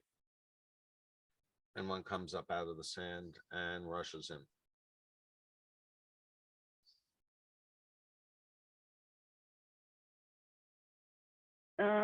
Okay. Does this mean I get to take my shot? Yes, you do. But not until he actually makes his attack, because that's pretty much when you see him.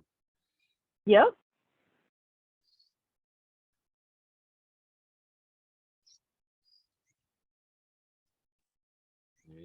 And it even gave him a disadvantage, but it still hit.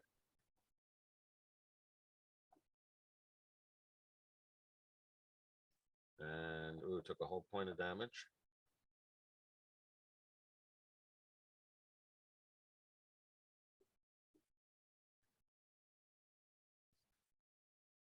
Haig manages to save successfully. Okay. Now, because it is adjacent to. Yes, you get sneak attack bonus, but really, do you need it? No, but I like to roll the extra dice just for fun. 30. Yeah, I get it. So yeah. So we have a dead centipede. Another dead centipede. Yep. Unfortunately, not preventatively, but at least he was able to save it, and I think he can handle the what was it, 1 point of damage he took? Yeah. Ooh, oh no, 3 points, excuse me. All right, so now Fecus, you are up. I have a target. No, well, a dead Well, one. Yeah, then that doesn't do me any good. So then we'll pass. Okay, Haig. I am still going to head towards that centipede. I was just given information that our party is at 1 and not at 2. So we are mad scrambling. I'm going to that centipede and I want to grab, my action is going to be to try to rip off a bunch of the legs because my next turn, I'm just going to start throwing them around the room. Okay. Well, you got All one right. right next to you that just attacked you. That Kaoli splatted. Is he not alive? Nope, he's dead now. You got a splat now. Oh, he's right next to me. Yeah, I'm going to use my action to grab a whole bunch of leg to just try to grab a handful and yank them off. Okay, I'm going to presume that's going to happen without incident. So you now have a handful of centipede legs. And that's all I can do for my action this turn. Well, that'll be your action. So do you want to move? Not yet. Okay. Not yet. If I'm already getting them coming towards me, then I'm happy with where I am. Excuse me. All right. So that brings us back to Ms. yet again. And the weasel is now reached some form of music in his sleep.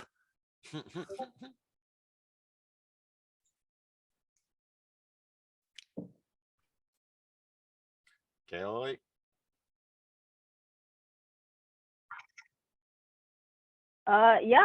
Time to ready my action again so that I can shoot the next centipede or whatever else happens to pop up and be all like, let's kill the party. Okay, Red Dress. I think they're relying on you to flesh everything out. Okay, how do we do this?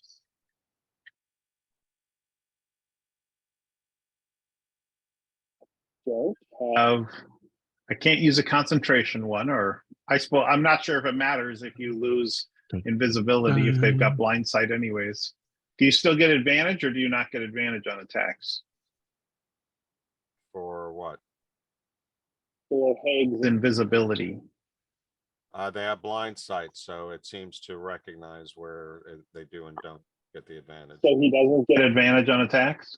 Probably. Well, no, they did have a disadvantage on their attack on him, so. So he should get it. He probably does get advantage on his. So maintaining that invisibility is still worth it. Sure. Okay. Sounds good.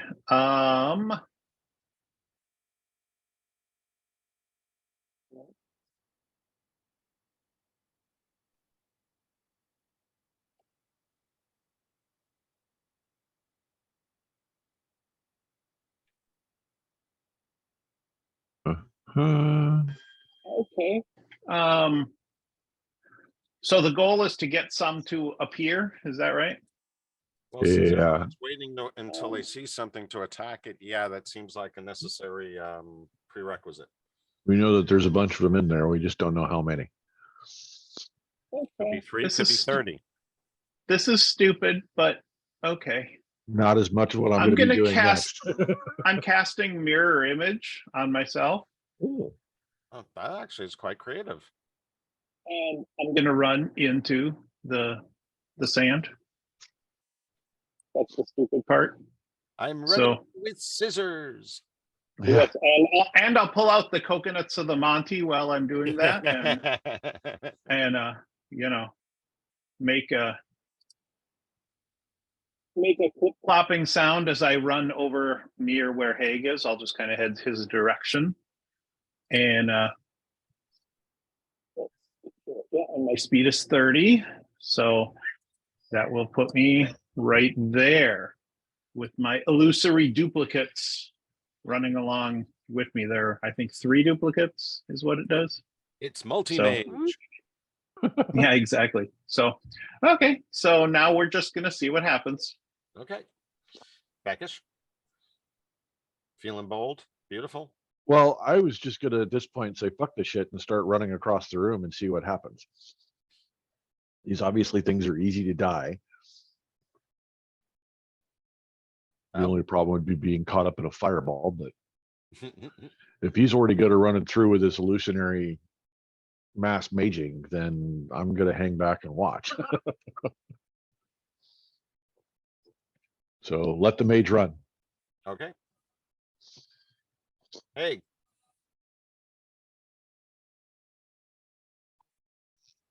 So I'm going to take this turn. again, I'm happy with where I'm at. I don't want to get into the fray and get flanked, but I want to take that handful and kind of scatter toss it in a range. You know what I mean? Try to spread them out, because each individual throw would be an action. But if I take the handful of them and kind of scan throw them so they'll go in like a cone, I want to try to hit different spots. I guess the All right, so percentage of where they land would be up to you. draw me a cone from your position so I can see what direction it's going to spread out from. I am already on the road, sir. We are late. I'm sorry. I should have said that. Oh, okay. My apologies. So No, it's my apologies. Sorry. who do you designate to draw a cone? Anybody willing, I guess. Jim, Albie, Kayla, I don't care. Yeah. Is whoever's feeling froggy.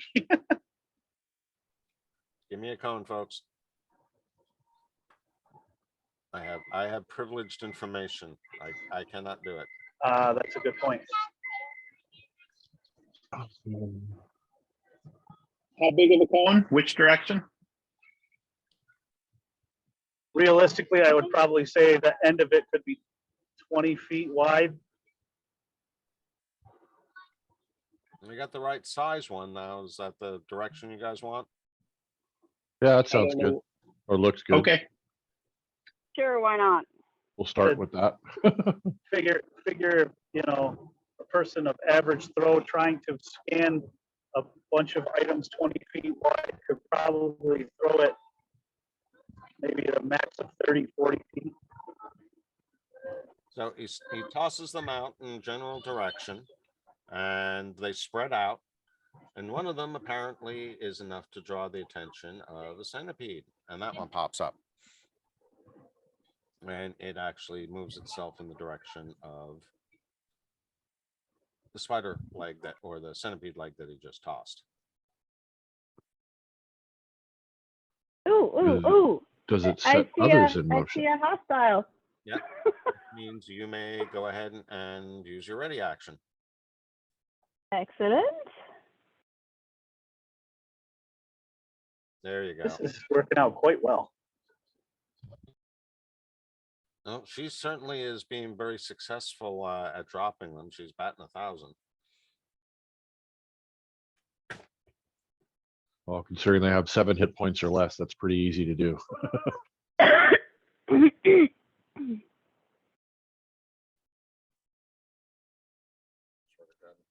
are going to drive me crazy.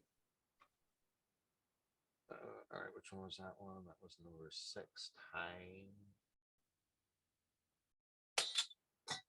Oh my God, will you guys stop knocking shit off? Korean barbecue, I'm saying. Nom, nom, nom, delicioso. Yeah, you got Mizra's attention. All right. So Haig, you toss them around. Kaylee dropped that one. So I think we're already up to round 5. Doesn't feel like we're accomplishing much, but we're cruising through the rounds quicker than we usually do. All right, Miz, are you just kicking it again? Still nothing visible that's alive.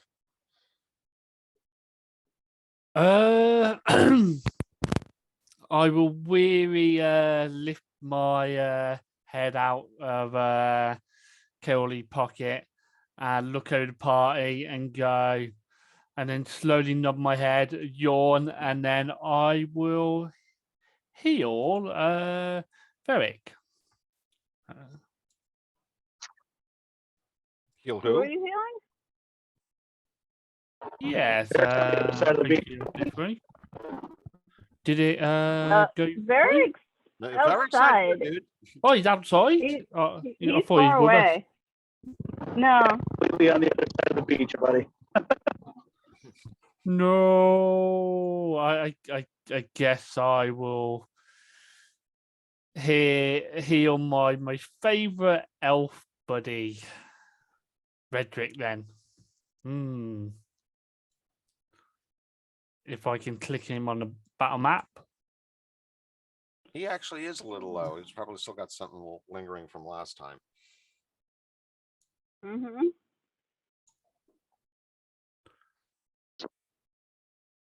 And you get also 1 temporary hit point as well. There you go.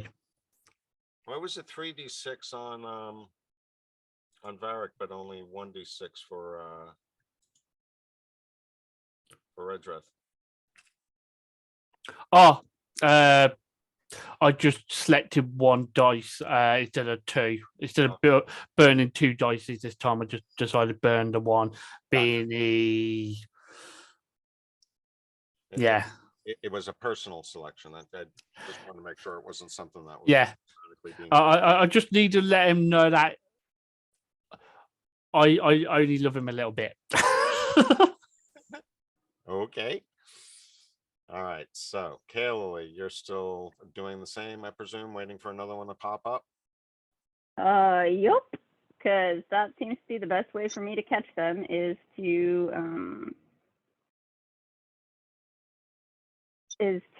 wait for somebody else to flush them out. Become visible.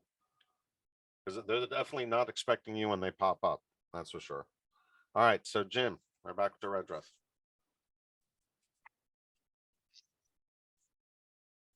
Okay, I had a little thing to deal with here. So I missed what is in the cone? That's the direction that basically Haig is throwing centipede legs in an effort to expose any potential centipedes. Okay, so it's not like burning hands or something like that. No. Okay. Then I'm going to increase the thing by running right across the middle, right towards him, Okay. with my 3 duplicates following along. Do, do, do, do, do, do. So there you go. So we'll see if anything comes for me. Yeah, between the cone and your duplicates, you can be pretty sure there's nothing left in that area. Is that your movement? I was thinking like tremors, that they're swimming under the ground. Yeah, they kind of are. They're not as effective at it, but they are definitely using it to keep themselves camouflaged. They have to come up above the ground to attack you because you guys are not swimming in it. All right, so Fekish, back to you. So we have target. Nope, no target. Then I am just going to start charging across the room. Choose a direction and run. Woo! Gonna go that way. Yes, you can up to the limit of your distance, and certainly not that far. No, but I'm just gonna start running, see how far I get, and see what happens. All right, so go ahead and move. What's your movement range? 40? You have 40. Movement. What is my movement? 30. Okay, so you can move yourself 30 feet. And I'll have a hammer in hand, and anything that gets in my way, I'm just gonna swing at it as I run by. But yeah, I'm just gonna do full on charge through the room and go. Dun, dun, dun.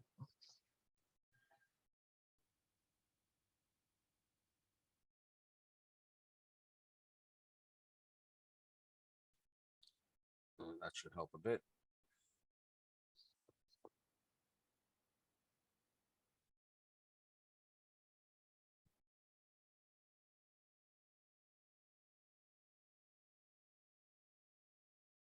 All right.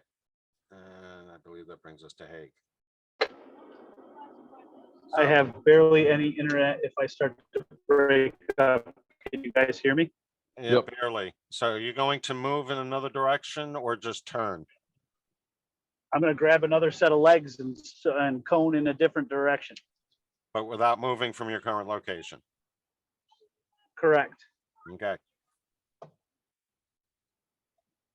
If I don't hit anything on this turn, I'll move after.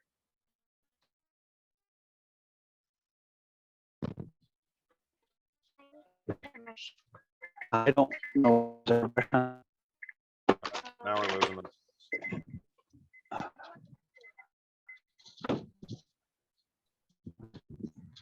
That look right to everyone? Sure, that'll work. Yeah. Okay, he tosses more spider legs. Cross the cone. No response.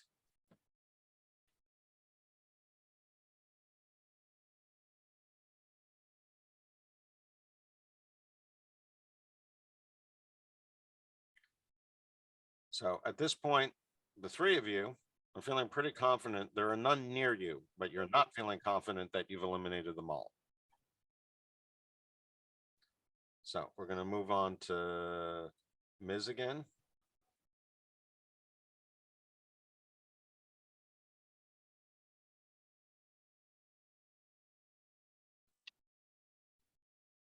Come on. There we go.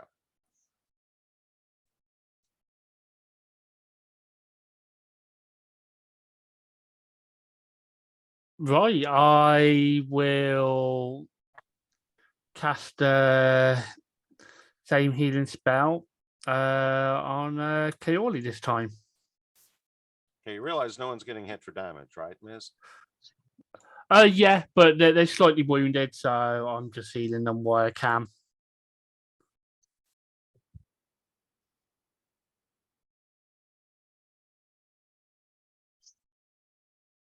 Yeah, I'm continuing to stay ready to hit the next hostile that I have a clear enough shot at and wait for somebody else to flush them out.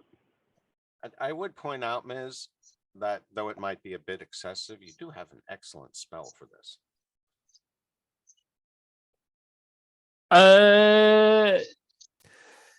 Yes, I have been eyeballing eyeballing a certain spell that might help. Okay. Just making sure it But didn't. that would require crawling out of my pocket and turning back into an elf. Oh, that's true. He can't cast most of these spells as a weasel. Yeah, there's only one minor spell I can cast in animal form, and that is Balm of the Summer Court and Heath of the Moonlight and Shadow. Gotcha. All right, so Jim, we are back to you then. All right. I totally forgot that since I'm just trying to draw them, I can dash. So I am basically going to go like this, dash like that, and then, I just threw the errors now to network receive file something. Not seen that. Oh, it all just happened again. Oh, it won't go away. But there, okay. So anyways, I'm gonna basically go this way and then go this way. Okay. And we'll just see. And I'm just holding on to my other thing here, and on we go to the next turn. Gotcha. All right. So you dodge one way, you dodge the next, and nothing responds. Fekish, Keep running. you keep running. All right. And as Jim just pointed out, you can choose to dash if you don't want to perform any other action. So you replace an action. It'll double your movement speed. Oh, yeah. Okay. Then do that. So, what? Yay. Okay.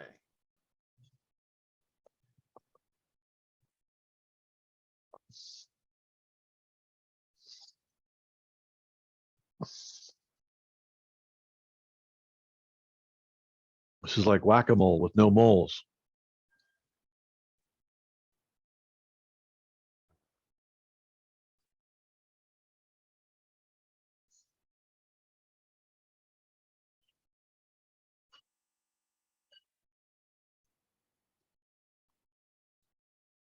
Oh, Spoke just a little too soon. Ding, ding, ding, ding. All right. So number 30 would have been the first one that popped up, Kaylee. 30? Yep. Alrighty. 30.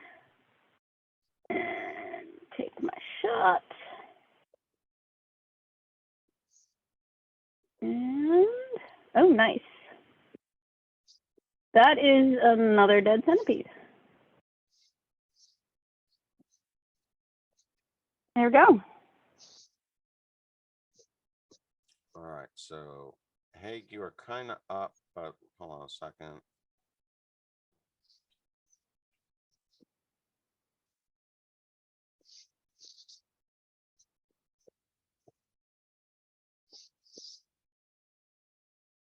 13 actually gets a chance to attack Albie or Feckish as he's sprinting along.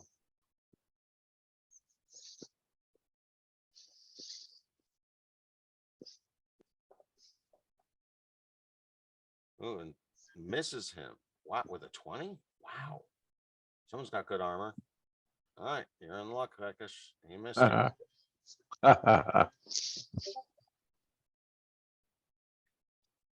Not a 20 natural, but 20 with stats, and he still missed. So Collaborative. yep. All right. Hey.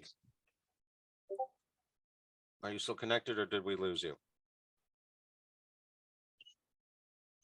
All right. I'm going to make a educated decision at this point, or educated guess, I should say, and presume that he has decided that there are no more around him and that he's not hitting any with his current reach. Oh, not what I was trying to do, but oh well.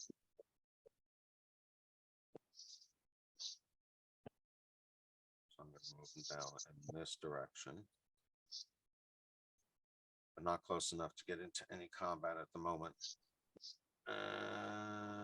Let's see.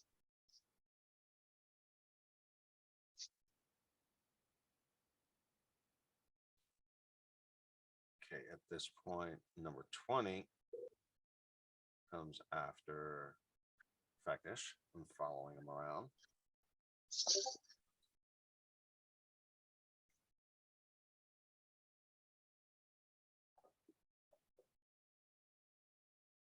Nope, I presume that was a safe miss. All right, so Barrack.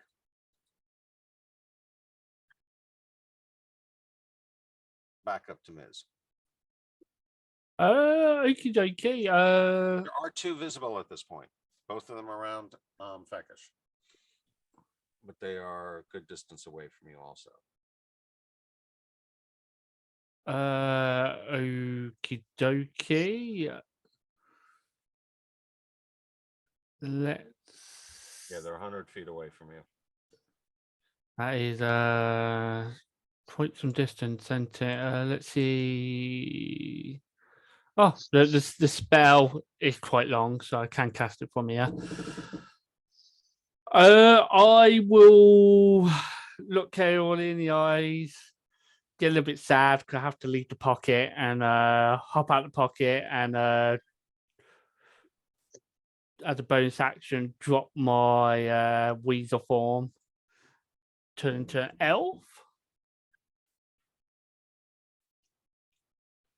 Dun, dun, dun. And I will cast, hopefully it won't hurt Feckish much. Let me just draw a grid.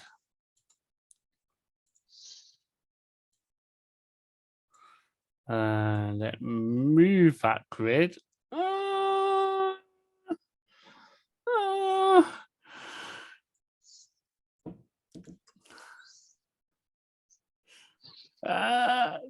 You got scales. You'll be fine.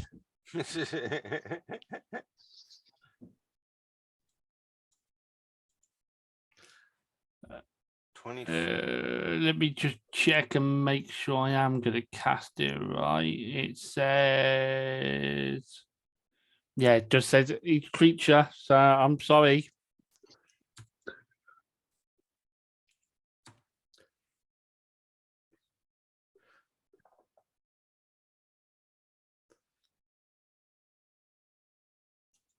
Uh-oh. No, Feckish failed his save. Oh, mum. He lives.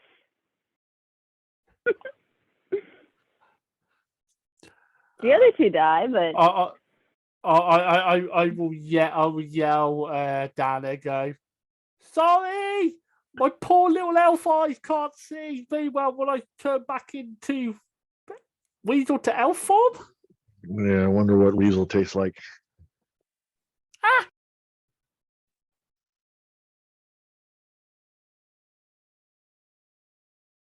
Well, there are once again no visible enemies, I believe.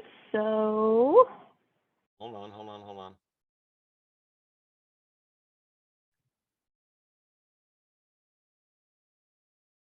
oh, And applying damage to each of the ones that he exposed in the process, so. That one's okay. that one's gone, that one's gone. So yeah, basically, the earth just erupts from underneath you and you get bounced around and slammed by a bunch of large boulders that are just churning in the ground. Needless to say, any of the centipedes that were in the area got ground to dust, but yeah, unfortunately, Fecka, she took some damage from it too. Yeah. But as your weasel said, you got scales. So All right. So, yes, gonna nothing's still visible that's alive. there you go. I'm gonna, be ready next time there is something I can shoot that's worth shooting.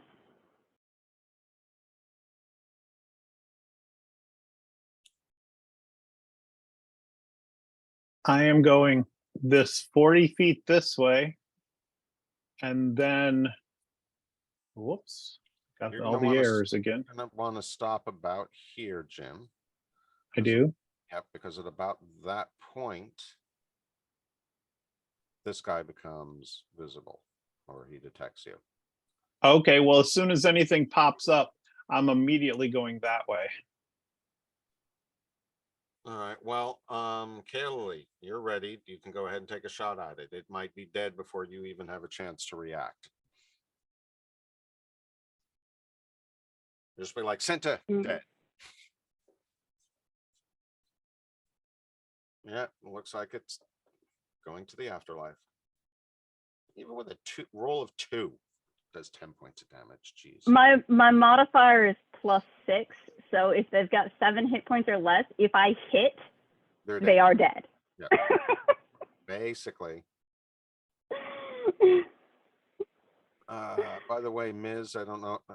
Do I have to do another update on Critically Awesome Essentials, Alex? I'm not sure. I don't think so. I don't know if Ms. didn't actually change back to L form, but he's got way too few hit points. I didn't touch him, I swear. Yeah, I know. But I'm pretty sure it's okay.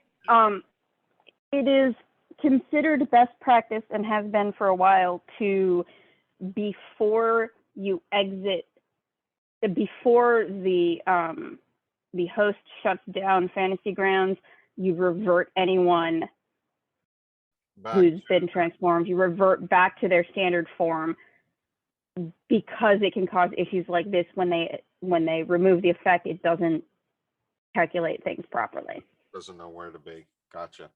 Ms., I might have to ask you to go in and fix your character at some point this week. But that's okay. But we are at about 5 minutes to. Jim, I'm going to let you choose your last action, or Jim and Feckish, I'll let you do your last 2 actions, and then we are going to ad hoc.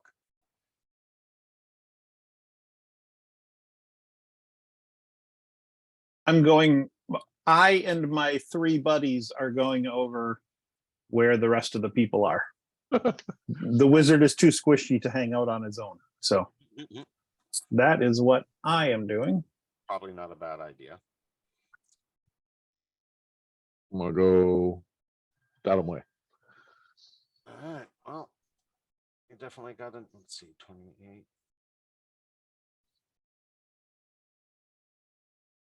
You more than the others seem to know where to find them. So I'm 28. making a point to make a lot of noise. Yes, you are.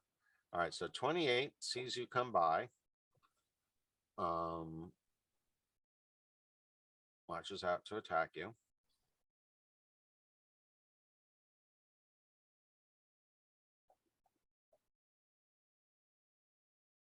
And misses. No surprise there. But it does show up. So, Kaylee, you already took one out, didn't you? Yes, I did. Okay, so you cannot You're not ready to take anything on this turn. Number 3 also Correct. pops up with Feckish in range. Targets him.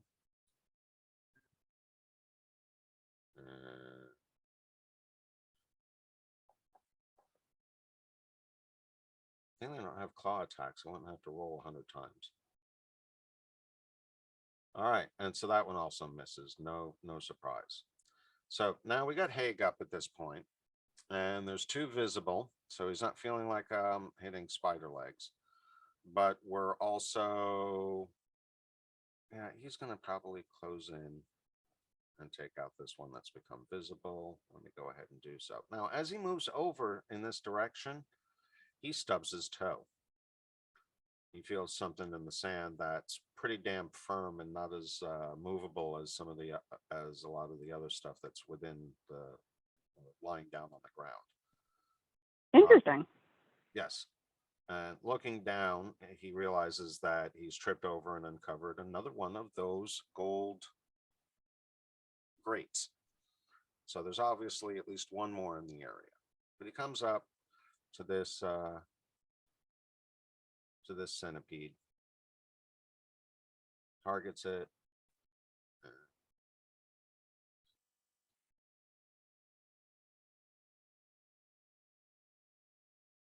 Yeah, that ain't gonna work.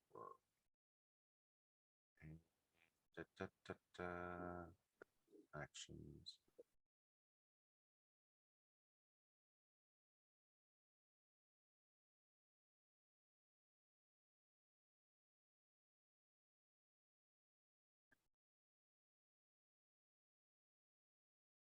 I'm going to say he's going to use his Sunblade. It's in his primary hand. Roll for attack. Obviously a hit. And that one goes toast. 28. Ding, ding. All right.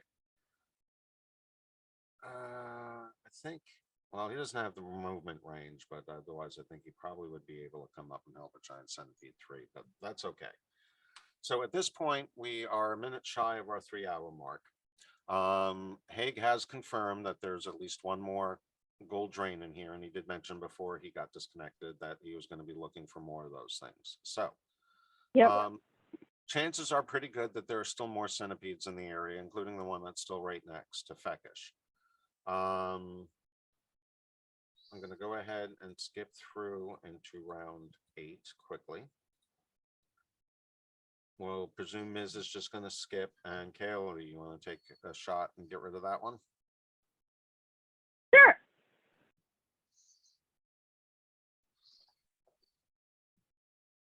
I'd say we can presume that, yeah, it's pretty much almost a sure thing. Good Lord. Yeah, it gives you, But I like to roll dice. it gives you a great way to end off your session with a whole bunch of die rolls. Yes. All right, so that one is now gone also, so Feckish is no longer. But as I was saying, there's probably a good chance that there's still some more in here. You guys can continue to muck around looking for where they are, but it's pretty apparent that Kaylee on Sentry is working very effectively. So, unless anyone objects, I'm going to presume that at this point, in order to effectuate the gameplay until next time, that Haig is going to continue searching for those gold grates. Is anyone else going to help him with that? Again, I would suggest that at this point, I'm just going to keep stomping around the room if Kelly's taking point. and you're basically searching for the grates too, because if you hit something while you're stomping around the room, you're like I'm shuffling my feet. yeah, you're like looking for one of these. And given the size of these things, yeah, if you hit one with your foot, you're going to notice it. Yeah. So I will continue the course of action to just kind of do a grid search of the room, which will eliminate the centipedes. Calloway's taking point, and then Haig has more time to look around the room as well exactly. until we find these things. Yeah, that's fine. So that's what you guys will be doing as we take our hiatus until next session. I dig it. Okey-dokey. Any last questions, comments, or requests? No, Nope, sounds good. Have a good couple weeks, everybody. Yep, All right. gang, thank you very much for showing up today. I'm glad that we were able to make some progress and get everyone back together again. Last two sessions were really slow, but we definitely accomplished something today.